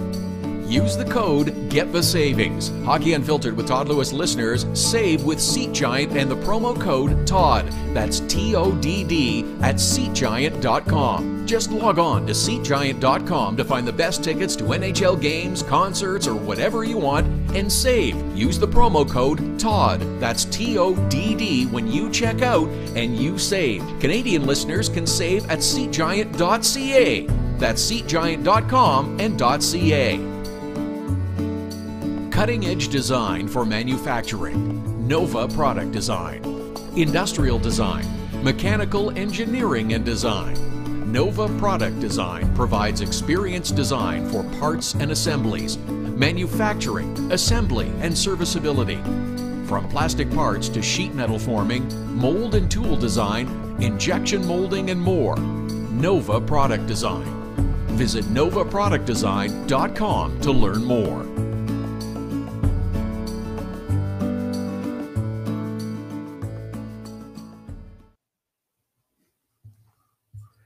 This is Hockey Unfiltered with Todd Lewis, live at hockeyunfiltered.com, streaming live on the Hockey Unfiltered app, powered by Primetime Radio. We're here every Saturday, every Sunday, beginning at 11 Eastern, 8 a.m. Pacific, live on Facebook, on Periscope, on YouTube Live, all powered by Primetime Radio. Been a busy show today. A lot of stuff, a lot of good hockey talk, a lot of good opinions, a lot of good discussions, great guest lineup. Again, all bringing some good ideas, some good opinions. That's what we like. That's what we're about. Some fun, too. Anze Kopitar talking about his game, his shot, his attempt to score last night on Andrei Vasilevsky, saying, what'd you tell him afterwards when you were chatting? I told him to go buy a lottery ticket. That's funny. That's good. That's good stuff. As we do every Sunday at this time, we have a little help for you in your fantasy hockey pool. Get your lineup set for this week, looking at the schedule, looking at players, who you can add, who you might be able to acquire. Our fantasy expert, Steve Laidlaw, is the managing editor of DobberHockey.com, and he's here with this week's Fantasy 5, hashtag Fantasy 5. You can follow Steve on Twitter at Steve Laidlaw, and he joins us now. Steve, 8 weeks left in the regular season. It's hard to believe, isn't it? It's kind of slipping by us. Absolutely. We're in the home stretch in a lot of fantasy leagues. Today's the trade deadline. You got maybe like 2 hours to make a deal. Okay, here we go. Then let's get some people some help this week. There's name number 1 on this week's Fantasy 5, Eric Haula of the Vegas Golden Knights, who is putting on a bit of a scoring streak. Absolutely. He's got 6 goals in his last 8 games. He's cranking his pace up to around, a 30-goal, 65-point pace, which, that's going to be valuable in just about every league. We'll see what happens when he cools off, but he's centering the second line with David Perron and James Neal, who are name brand value. So certainly this looks like a really strong breakout season for him. He's still available in about half of all leagues, so he could be very useful for you. Name number 2 on Steve's Fantasy 5 is Sam Reinhart. Haven't heard much about him this season or for a while, actually. Yeah, he was looking kind of bustish, but the Sabres have finally got their mojo back on their power play. They've been clicking around one of the best power plays in the league since the start of January. And Reinhart has found his way back onto that power play. So that's got him scoring up around a point per game over the last month or so. Part of what has made him so good is he's been skating with Jack Eichel of late. But, of course, we saw last night. We're still waiting on the results, but Eichel got bent in ways that I've got lawn furniture that doesn't bend that way. We'll see what happens with Eichel's health, but I got to imagine only Gumby was coming out of that bend unscathed. So if Eichel's out, Reinhart might not be as useful as he has been over the last month. But if we find out Eichel's going to be okay, then I think full steam ahead with Reinhart. Okay, we'll put an asterisk beside that one. Name number 3 on Steve's Fantasy 5, hashtag Fantasy 5 for this week. Help for you in your fantasy hockey pool. He had a terrible slump earlier in the year, but a little line juggling, and Nazem Kadri of the Maple Leafs has found his scoring touch. Absolutely. 11 points in the last 10 games, most of that occurring since they paired him with Mitch Marner. And we saw last night how explosive that second line can be for the Maple Leafs. So certainly if they keep that unit together, and I don't see why they wouldn't, I think Kadri's going to be having a nice second half. Name number 4 on the Fantasy 5, hashtag Fantasy 5. We'd like to try and give you a little goaltending help whenever we can. And Antti Ranta, who had some difficulty earlier in the year, seems to have found his way to some steadier performances. Yeah, the guy couldn't stay healthy throughout the first half. He struggled up and down, but he's been healthy and in the lineup starting most of the games since about mid-December, and he's cranked his save percentage up to around .920 in that stretch. Of course, it's the Coyotes, so you're probably not getting any wins.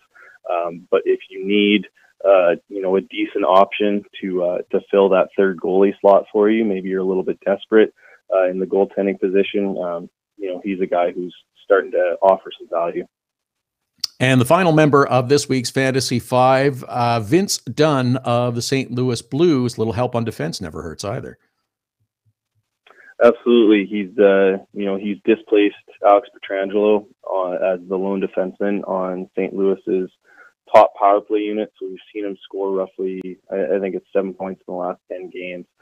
So he's starting to pick up his pace. And with some of the blue line injuries, his minutes are picking up as well at even strength. So looking like a power play specialist right now. But, if those minutes continue to rise up, he's a guy who could be scoring for you at even strength as well. So, a guy to ride while he's hot. We'll see if he sticks on that top power play unit or not. But as long as he's there, he's going to provide value. He's our man with the best fantasy info every week in the Fantasy 5, #Fantasy 5. Stephen Laidlaw, managing editor of DobberHockey.com, at Steve Laidlaw to follow him on Twitter. Good stuff as always, Steve. We appreciate it. Go make a trade if you can before the deadline, and we'll do this again next Sunday. Absolutely. I'm trying. Okay, good job. Steve Laidlaw from DobberHockey.com. Once again, quickly, here are the members of this week's Fantasy 5 for your hockey pool. Name number 1 is Eric Howla of the Vegas Golden Knights. Sam Reinhart of the Buffalo Sabres is number 2. Nazem Kadri on a bit of a point streak with the Maple Leafs, number 3. Antti Ranta, goaltender for the Arizona Coyotes, and Vince Dunn, defenseman for the St. Louis Blues. If you missed any of those, we'll tweet them out at Hockey Unfiltered, our Twitter handle. We'll put them up on Instagram, up on our Facebook page as well, and you can check them out as we're getting towards the trading deadline in fantasy hockey. We're only a couple of weeks away from the NHL trade deadline. There will be nonstop discussion and speculation and, quite frankly, a lot of poo flinging to see something sticks at the wall, and people and outlets trying to get some attention and clicks. I cautioned about this a few times before. I will again. It's worth mentioning now as we're only a couple of weeks away from the deadline. Don't believe everything you read or hear. There will be some ridiculous trade suggestions over the next couple of weeks. Just remember, stay in reality, unlike some others who are desperate for attention. An interesting schedule of games, a busy schedule of games in the National Hockey League. Got St. Louis starting an early one in the morning, hosting the Pittsburgh Penguins. Rangers and Winnipeg. If you missed the news earlier, Andre Pavlik is going to be out 2 to 3 weeks with a lower body injury. Ouch. I'm not sure how that impacts the Rangers going forward. You can't overuse Henrik Lundqvist. So maybe this kind of pushes along their agenda to think longer term. Detroit is at Washington. Vancouver is at Dallas. Colorado at Buffalo. Boston and New Jersey. Both teams lost on Saturday night. Boston Bruins lost to the Buffalo Sabres, and the New Jersey Devils lost to the Columbus Blue Jackets. Got blown up big. 6-1 was the final. And that was on the mom's trip. How could you do that? How could you lose 6-1 on the road when you got your moms on the road with you? Oh, my gosh. Anyhow, Calgary is at Barclays to take on the New York Islanders. Philadelphia Flyers are completing the Arizona-Vegas doubleheader. Philly prevailed in a shootout on Saturday against the Arizona Coyotes. They get Vegas on a Sunday night. And San Jose is at Anaheim. Sharks were victorious over the Edmonton Oilers on Saturday night. Got out to a 3-0 lead. Edmonton scored 4 straight goals. San Jose won the game. Some other interesting matchups coming up. Monday night, Tampa Bay is in Toronto to take on the Maple Leafs. That'll be a good test, good division game. Toronto will get a real chance to see how good they are, how good they can be against the top team in the Eastern Conference. That'll be an interesting matchup on Sunday night. And it's a light Monday night schedule, only 3 games. Florida's at Edmonton. Chicago is at Arizona. Columbus and the New York Islanders coming up on Tuesday. New Jersey and Philadelphia on Tuesday. There's a good rivalry. St. Louis and Nashville play on Tuesday in Nashville. Oh, yeah. There's some good matchups. Rangers and Islanders play later on this week. It's a good time. Only 8 weeks left in the NHL regular season. Thanks to Steve Laidlaw, to Mike Zeisberger, to Jeremy Rutherford, to Luke Fox, to Sara Civian, and Dan Rosen, all for joining us on the program. Don't forget about our little Saturday podcast. Some midweek hockey talk drops in podcast form Wednesday afternoon. You can check it out on our app and on our website. Hockey Unfiltered with Todd Lewis back again next Saturday and Sunday.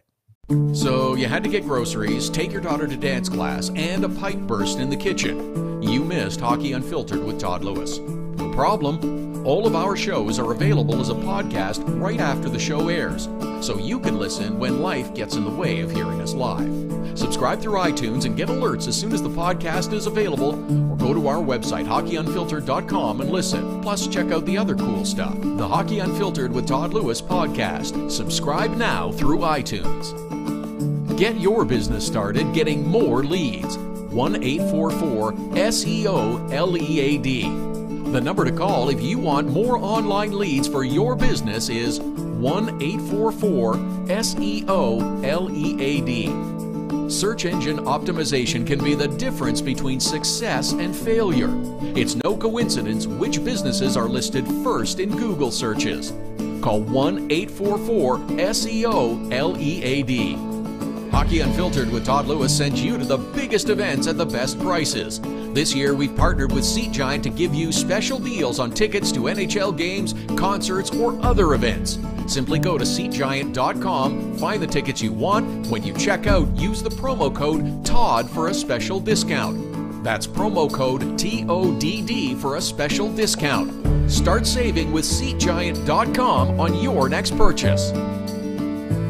Nova Product Design is designed for manufacturing. Nova Product Design can get the job done with mechanical and industrial design. Nova Product Design is also fully functional for laser cutting, water jet cutting, plating, coatings, and more.